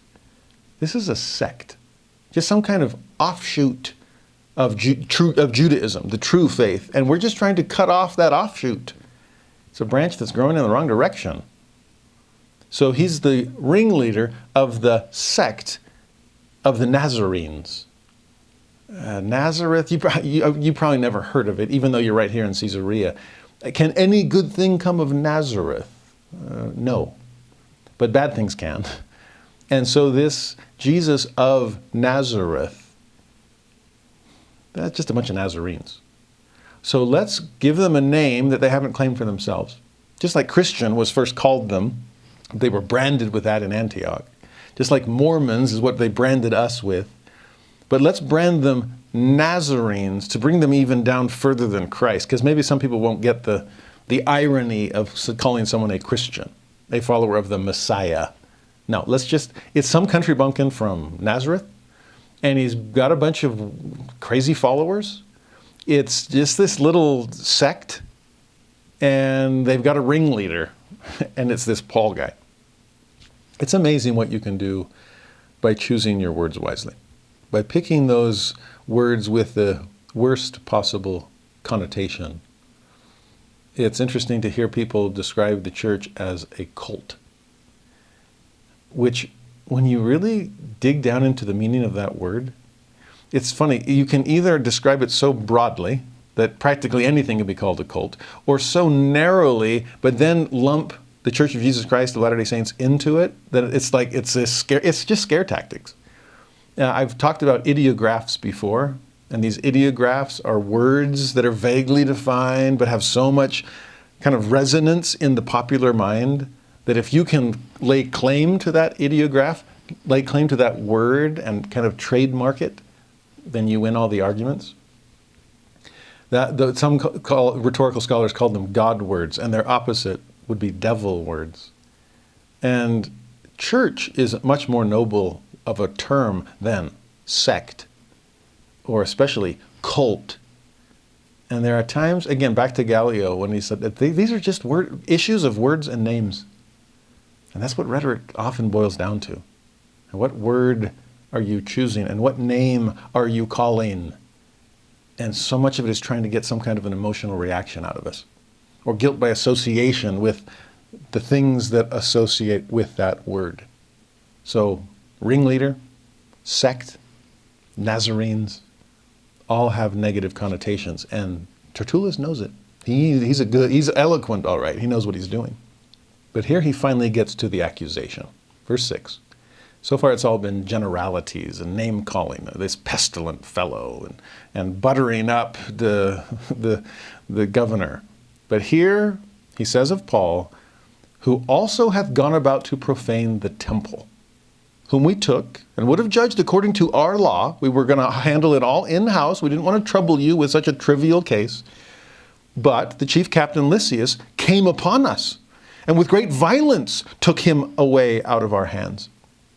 Can you picture this? He's making it seem like they had it all under control, but this local Roman authority, overstepping his bounds, comes rushing in and comes upon us violently. With that great violence, we were just keeping the peace. This nice, calm court case there in Jerusalem. We didn't want to trouble anyone about it. We're so grateful for the peace that has reigned here ever since you took the reins, O noble Felix. But it was your own people. We did nothing wrong. They shouldn't have brought the prisoner down here at all. This chief captain, great violence. He was overstepping his bounds. But Lysias brought down Paul, and then he brought down us. At least he commanded his accusers to come unto thee, by examining of whom thyself mayest take knowledge of all these things, whereof we accuse him. And the Jews also assented, saying that these things were so. So that's the only reason we're here. Because Lysias didn't think we had things under control. We did. And then he dragged the prisoner down, and now sort of dragged us down too. We're just here so you can decide for yourself. The same thing that we could have decided ourselves, and we were trying before this rude Roman interruption. You see what he's doing? Felix, don't waste your time listening to the prisoner's self-defense. We know he's guilty. I'm sure you'll agree as soon as you hear us. But Paul does get a turn to speak. Verse 10, then Paul, after that the governor had beckoned unto him to speak. So thank you, Felix. Maybe you are most noble after all. You are letting the defendant answer for the accusations. He beckoned unto him to speak, and Paul answered, for as much as I know that thou hast been of many years a judge unto this nation. And there's Paul admitting, you know us. You know us well enough by now to know that, well, we've got a lot of internal schisms. Remember, he played upon the schism between the Pharisees and Sadducees before. But governor, you know that we can be the problem child, that we can be a hard group to manage. Ask any of your predecessors. So you've been many years a judge. But because of that, because you kind of know how things are, I do the more cheerfully answer for myself. So thank you for allowing me to defend myself. Because that thou mayest understand that there are yet but 12 days since I went up to Jerusalem for to worship. You understand? I've only been here less than 2 weeks. You'd think it would take a little longer than that to organize an insurrection, huh? You'd think that if I had been trying to come up with some plot against the temple, there'd actually be some evidence of that showing up within the last 12 days. But they neither found me in the temple disputing with any man, neither raising up the people, neither in the synagogues, nor in the city. In fact, neither can they prove the things whereof they now accuse me. I mean, they seem to be trying to stack the deck against me. They're making these claims. The orator is eloquently laying out the case against me. The Jews that they brought with them are backing the leaders up in all that they say. I've got no one on my side, really. But that's okay. I believe I have justice on my side. So thank you, Felix, for allowing me to speak. You know what it's like to try to keep the peace among Jews. Hard, isn't it? In the last 12 days since I've been back in town, after an absence of years, I was not riling up the people. I wasn't stirring up some kind of insurrection. I wasn't doing what they're accusing me of having done. I wasn't disputing with anyone. Remember what Paul had come to do. He was just going to go in and pay the vow and have the heads shaved and honor the law of Moses. And now they're accusing me of trying to tear the law apart? No, there's no proof of any of these accusations. So here's what's really been happening. Verse 14. But this I confess unto thee, that after the way which they call heresy, so worship I the God of my fathers. One person's heresy is another person's orthodoxy. And so words and names and questions of culture, fine. Heresy is in the eye of the beholder. And when they see the way that I walk and the way that I worship, They consider it heresy. Me, I consider it beautiful truth. So here's my confession. The way they call heresy, so worship I the God of my fathers, believing all things which are written in the law and in the prophets. I'm backing those up. I'm seeing their fulfillment. And as a result, I have hope toward God, which they themselves also allow, that there shall be a resurrection of the dead, both of the just and the unjust. And herein do I exercise myself, to have always a conscience void to offense toward God and toward men. I come before you with an untroubled conscience, Felix. Thank you for keeping the peace. I've been at peace this whole time. I've done nothing against these people. I've done nothing against our God, the God of my fathers as much as theirs. In fact, what they're really out to get me about is my testimony of the resurrection. And remember, the Pharisees will back him up on that. And if Felix knows the Jewish situation and knows Pharisees and Sadducees, it's like, oh, is this just one of those again? Are they tearing each other apart over their interpretation of their scripture? Here's this man, Paul, who claims to believe what's written in the law and the prophets. It's just a matter of they don't all agree on interpretation. And is there such a thing as resurrection? I love the way Paul puts it. It's this hope. The hope toward God that there will be a resurrection of the dead. That is the essence of the Christian faith. That Jesus rose, a witness of the resurrection. And that because he lives, we will all live again as well. No wonder Paul has no fear of death. He knows that Jesus has already conquered it. And in bearing witness of that, if it costs him his life, so be it. If I perish, to quote Esther. I will go to the grave with a testimony on my lips that the grave has no victory and death has no sting. It's all been swallowed up in Christ.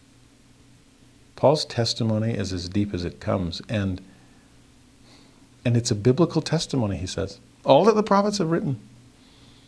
Ezekiel in his vision of the dry bones being clothed upon again with living flesh. The restoration of the house of Israel, a resurrection of sorts itself.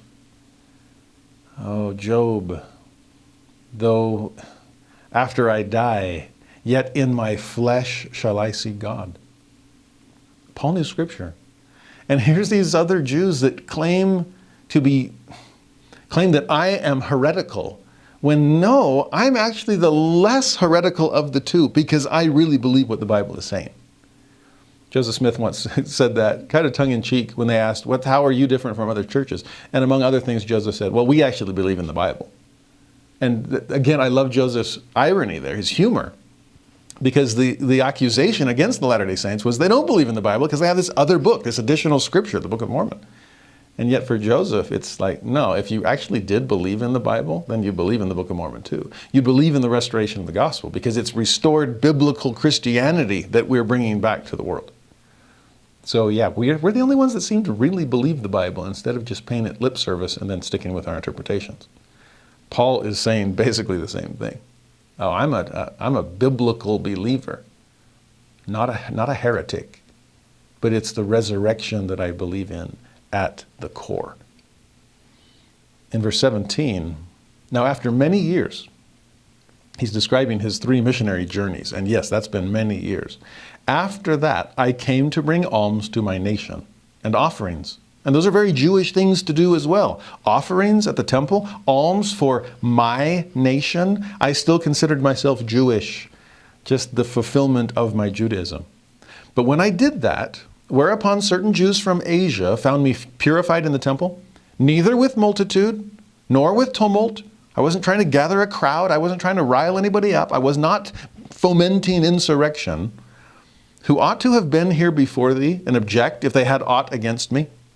Again, they haven't brought any evidence. They're just throwing out words and making charges. But if I had really been doing those things, shouldn't they have brought the people that could object to my claims of innocence?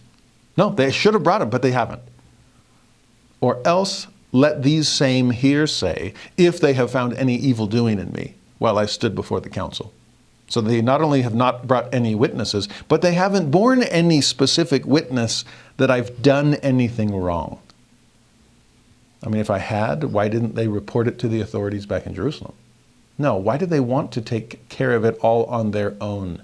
Why did they want to beat me to death before we had time to convene a court case? Why did the Roman chief captain have to break up the false court that was no court? The vigilante injustice that he saved me from. Why? All the evidence points to their injustice, not to my blasphemy or heresy, much less to my sedition or treason. So what's the real charge? What are people really up in arms about? Well, I'll tell you, verse 21. They've got nothing to accuse me of except it be for this one voice, that I cried standing among them, touching the resurrection of the dead. I am called in question by you this day. That's the real issue. It was the issue for Paul. It was the issue for them. It's the issue for us. Did Jesus really rise from the grave? Does the Savior live? If he does, that changes everything. The resurrection is the great evidence of the divinity of Jesus Christ. And all that he's been doing post-resurrection, reassuring his apostles and sending them forth to teach all nations and baptize them in the name of the Father and the Son and the Holy Ghost. Appearing to Paul on the road to Damascus to turn him around and send him forth among the Gentiles. The ministry of the risen Lord among the Nephites. The return of Jesus in the sacred grove. The ultimate return of Jesus to a world that hopefully will be prepared for his second coming. That's what all of this boils down to. Does the Savior live? That's what they've brought me in, or called me in question before you this day. That's the one voice. But it's the voice I've been raising ever since I saw the light myself. Now, verse 22, when Felix heard these things, having more perfect knowledge of that way, and capitalize the W again, he understands, he knows more now about what this way really is. It's a way of life, it's a way of resurrection, but it's a way within Judaism seeing its fulfillment. Okay, he has a more perfect knowledge of that way. He deferred to them and said, when Lysias the chief captain shall come down, I will know the uttermost of your matter. And he commanded a centurion to keep Paul and to let him have liberty, and that he should forbid none of his acquaintance to minister or come unto him. Which is an interesting decision on Felix's part. It's almost like he's just kicking the can down the path a ways. Okay, I'm not going to make a verdict today. Okay, I'm not going to determine the outcome of this case. We're going to let Lysias come back. Remember, he thought he was clear of this. Like, I brought my army, I got Paul out of Jerusalem, and maybe I can keep the peace back at home better. But here's Felix going, yeah, I'm going to need to hear from him as well.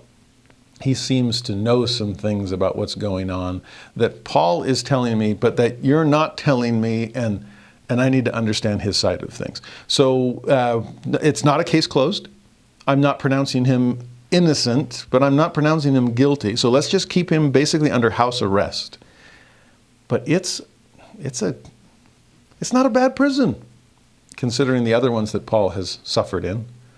This one I will keep him, but I'll let him have liberty, and anyone who wants to come visit, be my guest. I wonder if Felix knows already. Yeah, I know the Jews. I know what happens up in Jerusalem. And having heard both sides, yeah, nice oratory, Tertullus. Nice try, Ananias. Paul, I'm not going to let you go. After all, I do have a kingdom of Jews to rule over, and they'd be up in arms if they didn't get some kind of blood. Felix is almost a Pilate here. I'll scourge him, and then I'll let him go. I'll appease them to a point, and then they'll come to their senses. Well, will they? I don't think so. But in the meantime, Paul, you kind of have free reign here in Caesarea, and any visitors you want, the visitor hours are wide open. You're a prisoner, quote unquote, but you're not imprisoned much. And we see more of that in verse 24 and 25. After certain days, when Felix came with his wife Drusilla, which was a Jewess, oh, no wonder Felix doesn't want to offend the Jews. He's married to one. Okay, so I've got to appease the people, got to keep them happy, and they seem not to like this political prisoner. So let's keep him under house arrest. Well, he sent for Paul and heard him concerning the faith in Christ. And what a beautiful thing for Paul to be bearing witness of. Can you tell me more about that? I mean, my wife's Jewish. She believes in some kind of Messiah. You really think he's come? Because what I've always heard from the in-laws is that it'd be some kind of military messiahship that would free the house of Israel from Roman occupation. And that, frankly, that made me a little nervous. But you talk about this faith in Christ, like the Messiah has already come, but we Romans are still here. And so, can you help me understand this a little bit better? And Paul reasoned of righteousness, temperance, and judgment to come. Think about that. This is what you need to know about the faith in Christ. Not some kind of political liberation, but rather freedom from sin. Let me reason with you of righteousness, because there is a righteousness in Jesus that we can never achieve on our own. Let me reason of temperance. There's self-control, there's self-mastery, which Jesus showed from start to finish. I'm trying to live the same way, and so can you, O noble Felix. Let me reason with you of judgment, since you're about to pass judgment upon me. And yet the real judgment comes from Jesus, and he can pronounce us innocent through our faith in him. Now, quite the first discussion, huh? To which Felix, when he heard it, he trembled. And that's a lighter translation, because the Greek suggests a fullness of fear. The idea that Felix is terrified by these things. That's real righteousness? Then I'm not noble at all. That's real temperance? Well, I haven't been keeping the peace with real self-mastery. I've been enforcing it instead at the edge of the sword. And judgment? Who am I to judge when I will be judged of Jesus? Yeah, troubled? I would think so. So he answers Paul, go thy way for this time. For now, that is. When I have a convenient season, I will call for thee. Oh, this sounds so much like Amulek in the Book of Mormon, who knew, but he would not know. And I get a sense of Felix here, the same kind of thing. Oh, Paul, what you've taught me about faith in Christ rings true. I want to hear more, but I'm in a real inconvenient spot right now. Not only leading the Jewish people, but married to a Jewish person. I got Lysias on one side and Ananias on the other, and I'm caught between a rock and a hard place. So it's just not convenient right now for me to hear the rest. Certainly not convenient for me to change and embrace the gospel that you're preaching. Do you remember convenient was the word that was used with Judas Iscariot when it came to looking for a way to conveniently betray Jesus? Back then we talked about our tendency to betray the Lord out of convenience, instead of being willing to follow the inconvenient Messiah and follow his commandments no matter what they cost us. Felix was unwilling to pay that price. In fact, he was hoping to gain something instead. In verse 26, he hoped also that money should have been given him of Paul, that he might loose him. Wherefore he sent for him the oftener and communed with him. I mean, he's hoping for a bribe, and so any chance that Paul can come, it satisfies my curiosity. I can learn a little bit more about this faith in Christ, but also every time he comes and I kick the can a little bit further and say, still not convenient. Come on, Paul, when are you going to get a clue that if you'll just bribe me, then I'll let you go? I want some money here. But Paul's not going there. And that lasts for years. The chapter ends, but after 2 years, Porcius Festus came into Felix's room, or his place, that is. And Felix, willing to show the Jews a pleasure, left Paul bound. Willing to show the Jews a pleasure? Oh, just one last political gift to your constituents. This is Pilate trying to appease the Jews and have Jesus scourged. This is Herod trying to please the Jews and having James slain and Peter imprisoned.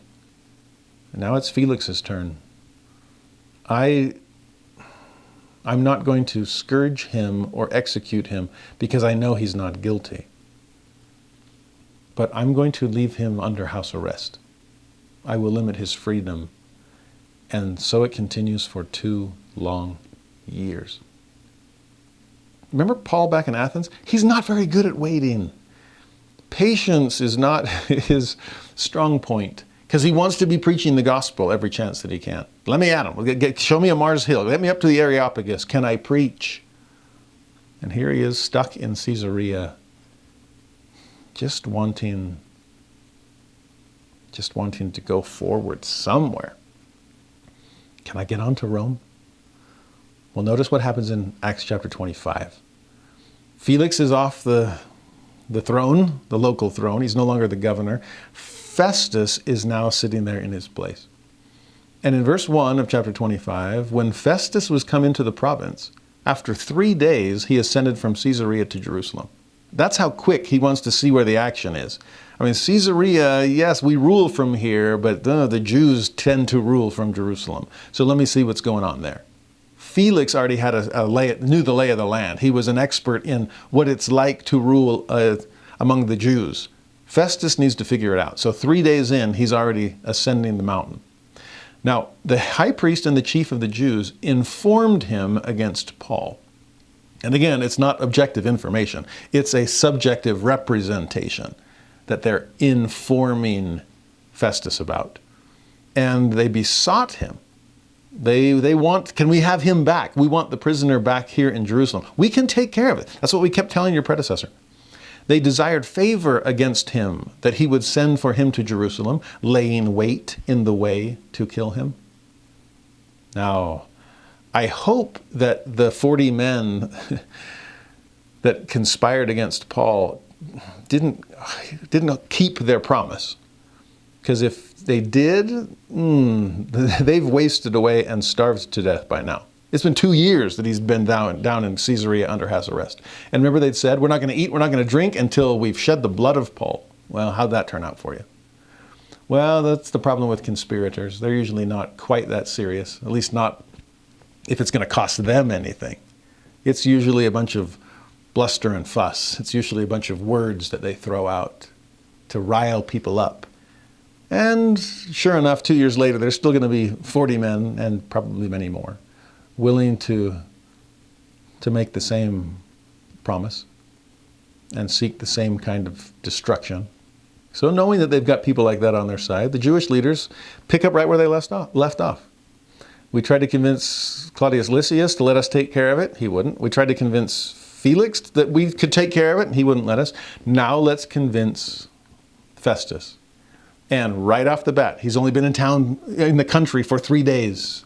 And if we can give him a negative first impression of Paul, first impressions are difficult to dislodge. So let's get working on it. But, verse 4, Festus answered that Paul should be kept at Caesarea, down there on the coast, the local Roman political capital. Forget the Jewish spiritual capital. No, I think I'll keep him under lock and key at home. Thank you very much. And that he himself would depart shortly thither. Let them therefore, said he, which among you are able, go down with me and accuse this man, if there be any wickedness in him. And when he had tarried among them more than 10 days, he went down unto Caesarea, and the next day, sitting on the judgment seat, commanded Paul to be brought. It's amazing how fast, compared to the slowness of Felix, Festus wants to be done with this. It's like he gets the to-do list from his predecessor. It's like, we've had a political prisoner here for 2 years with no court case. What's the deal? Is he wondering what was taking his predecessor so long just to sort this out? So he heads up to Jerusalem, comes back down to Caesarea, tells the people there, you want a court case? Fine, but we're doing it in my place, not yours. Okay? Might be the only place to have a fair trial in this crazy country. So come on down. And sure enough, they do. He brings Paul, and now 2 years later, we've picked up where Felix left off before. Verse 7. When he was come, the Jews which came down from Jerusalem stood round about and laid many and grievous complaints against Paul, which they could not prove. But who needs proof when you've got rhetoric? Who needs reason when you've got emotion to play upon?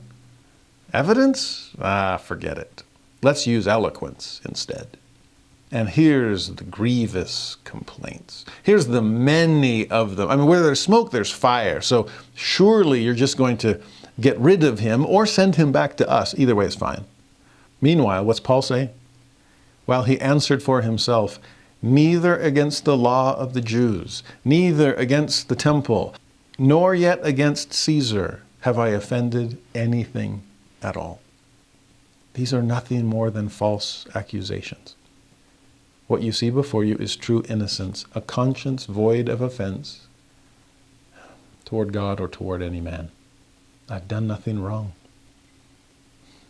There should be evidence of that, since there's no evidence that my accusers are producing. So Festus, what are you going to do? Verse 9. But Festus, willing to do the Jews a pleasure. Oh, come on, Festus. I was hoping you'd be better than that. You're faster than Felix, but you're no more noble than he was. No, these are politicians, always pandering to the people, trying to get on the good side of the majority. And as a new politician in town, well, can you blame Festus for wanting to get on the good side of the Jews? Well, willing to do the Jews a pleasure, he answered Paul and said, wilt thou go up to Jerusalem and there be judged of these things before me? Like, what do you think? You willing to go back home and prove your innocence there among your own people? Is this more of a religious issue and we can just take care of it locally? Then said Paul, I stand at Caesar's judgment seat, where I ought to be judged. To the Jews have I done no wrong, as thou very well knowest. And that was bold of Paul to say. For if I be an offender, or have committed anything worthy of death, I refuse not to die. But if there be none of those things whereof these accuse me, no man may deliver me unto them. And then the words that changed everything. I appeal unto Caesar. Forget the whole thing. I am sick and tired of waiting here for a Roman governor to have the guts to do what's right. So forget the whole thing. No, I'm not going back to Jerusalem. They've already passed judgment and have tried to kill me repeatedly. And I'm not dying in Jerusalem. The Lord himself told me that. I'm going to Rome.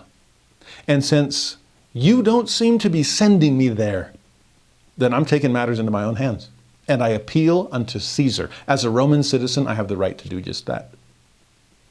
If you've seen Pirates of the Caribbean, the first one, when they use the word parley, and it's part of the pirate's code that if you just say the word, it's the word speak in French.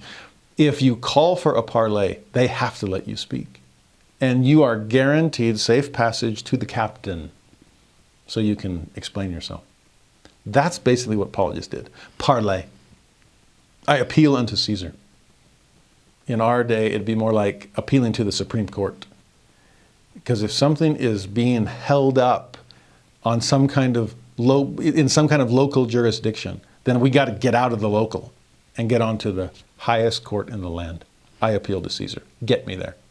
I thought that was happening 2 years ago. I had set my face steadfastly to go to Rome, come what may, and by appealing to the Roman centurion and the Roman chief captain, by coming down to Caesarea with the military escort, by speaking with Felix, I thought I'd be heading to Rome years ago. But I'm not paying my way. I'm certainly not going to bribe someone here to get me there. No, I deserve to be sent there at Roman expense, as a Roman citizen myself. So send me, Festus. I'm tired of festering here. So, verse 12. Then Festus, when he had conferred with the council, answered, Hast thou appealed unto Caesar? It's like, wait, did you just say parlay? Fine. Unto Caesar shalt thou go. And after certain days, King Agrippa and Bernice came unto Caesarea to salute Festus. This is not the Agrippa we met earlier. This is a second. This is Agrippa the second. And now he's in town, and he outranks Festus and Felix before him. This is King Agrippa in town. And when they had been there many days, King's been in town for a while, and Festus to this point hasn't said anything. You wonder, is he trying to decide, do I bring it up to Agrippa? Am I going to honor what Paul said? How do I get out of this and still look good among the people beneath me, the Jews, and before Agrippa, the king, above me? How do I do? Well, after many days, Festus declared Paul's cause unto the king, saying, well, now that you're in town, let me tell you something I probably should have said a few days ago. There is a certain man left in bonds by Felix. He's been here for a long time. About whom, when I was at Jerusalem, because I just got here, but I went up to, I wanted to see the lay of the land. I'm trying to be a good governor, king. When I was at Jerusalem, I heard about him. The chief priests and the elders of the Jews informed me, desiring to have judgment against him. Notice, they didn't want judgment about him. They wanted judgment against him. Guilty was the only verdict they would have settled for. So I've been caught between this rock and a hard... I've only been here a couple of weeks, boss. And we've already got problems that I inherited from my predecessor. And the problem child is this Paul. What do you think we should do? In verse 16, to whom I answered. So this is his response to those that wanted a guilty verdict against him. It is not the manner of the Romans to deliver any man to die before that he which is accused have the accusers face to face, and have license to answer for himself concerning the crime laid against him. So there's no anonymous accusations. If you're accused, especially accused of something that brings the death penalty, then you ought to know what the accusation is. You ought to be able to look your accuser in the face to be able to respond to them in some way. You've got to be able to answer for yourself. That's justice. By the way, we live in an age that loves anonymous accusations. Commenters on social media that can say whatever they want behind some pseudonym, and people getting accused without the chance to answer for themselves. Well, what does Felix say to Agrippa? Therefore, when they were come hither, without any delay on the morrow, I sat on the judgment seat and commanded the man to be brought forth, against whom, when the accusers stood up, they brought none accusation of such things as I supposed. I was shocked with all the fuss about this. I figured they'd have all kinds of evidence, and they've had years to amass it. They had nothing. I was surprised. This was no civil case after all. Again, this is Pilate realizing this is religious, not political. This is Gallio realizing it's religious, not political. Festus sees the same thing. It doesn't involve Rome. So what are we doing here? Instead, verse 19, he had certain questions against him of their own superstition. And speaking of God words and devil words, superstition's a devil word. Remember when we were studying in Acts 17 on Mars Hill in Athens, and Paul says, you're all too superstitious, but the Greek word really just means religious. And it's more of a neutral term, but if you want to make it negative, then call it superstition instead. That actually probably is what Festus meant here. The Jewish faith, it's beneath us all. I don't know what it is. It's just superstition. That's what the question revolved around. And not just their own superstition. Here's what it really boiled down to. And of one Jesus, which was dead, whom Paul affirmed to be alive. That's really what this thing's all about. Just, I don't know, some guy, one Jesus. It doesn't sound like Festus really knows anything about him. But some Jesus character, he died, I guess, a couple decades ago under one of our predecessors, Pilate. But this Paul guy keeps telling people that he's alive. So this is really all about resurrection, like Paul always pointed out. And because I doubted of such manner of questions, because who could ever be alive again if they already died? Because I doubted, I asked him whether he would go to Jerusalem and there be judged of these matters. Again, it did sound like it really was a purely religious issue. But when Paul had appealed to be reserved unto the hearing of Augustus, there's Caesar for you, I commanded him to be kept till I might send him to Caesar. So here's Festus trying to appear to Agrippa as an unprejudiced judge. Someone that hasn't already decided the case before hearing him. I was just trying to do my job as a good governor. But now since you've stepped in, I'd love for you to really take my place on this one and decide, what do we do?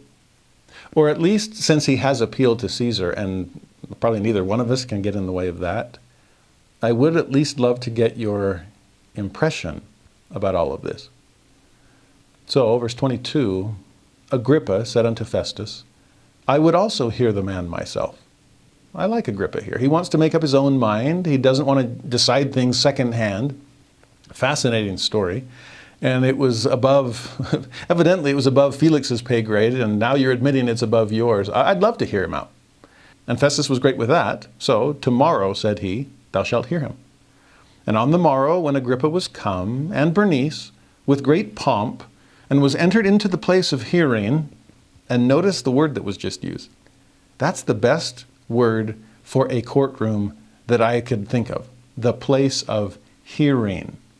I mean, think about it. What do they call it when you're brought to court? It's called a hearing, isn't it? And isn't that what we're supposed to be doing? Listening, withholding judgment, not coming with our prejudices, our prejudgments. No, we're giving the accused a hearing. We're letting them speak for themselves. And if we're active listeners, if we're open-minded and open-hearted, then we'll be able to judge wisely. So bring him to the place of hearing. Who else came? With the chief captains and principal men of the city. At Festus's commandment, Paul was brought forth. So we got everybody here. Courtroom jam-packed with all the relevant parties. At that point, Festus said, King Agrippa, and all men which are here present with us, ye see this man, about whom all the multitude of the Jews have dealt with me, both at Jerusalem and also here, crying that he ought not to live any longer. Yes, this is a capital case we're hearing today. The death penalty is being sought. A man's life hangs in the balance. So may we lend him our ears. Verse 25, when I found that he had committed nothing worthy of death, and that he himself had appealed to Augustus, I have determined to send him, of whom I have no certain thing to write unto my Lord. I still don't know what he's being accused of, and so I'm going to feel like an idiot if I send the prisoner to the Supreme Court and it still hasn't been established what this case boils down to. Wherefore I have brought him forth before you, and specially before thee, O King Agrippa, that after examination had, I might have somewhat to write. For it seemeth to me unreasonable to send a prisoner, and not withal to signify the crimes laid against him. So until we have a clear accusation, I think we'll be wasting Caesar's time. And I don't want to do that. So, Paul, what's the problem here? Chief priests and accusers, what evidence have you brought? This thing has been dragging on for more than 2 years, and I'm ready to be done with it, but we've got to do our due diligence. So what do you have to say? Now here, as we get basically to the midpoint of this week's lesson, I told you there was a lot here. Don't fall asleep, Eutychus. It's here that we have another cliffhanger. Because if you want to stop here and rest and come back for the court case, please remember where we are leaving off. The place where Acts chapter 25 ends is just the way we saw chapter 21 end, with a cliffhanger, with Paul about to defend himself, Then it was to defend himself before the Jews that had just tried to beat him to death. Here it's to defend himself before Roman leadership. One last chance to bear his witness on the local level before he'll take it to the throne of Caesar himself. What will Paul say? How will he defend himself? More importantly, how will he defend the faith?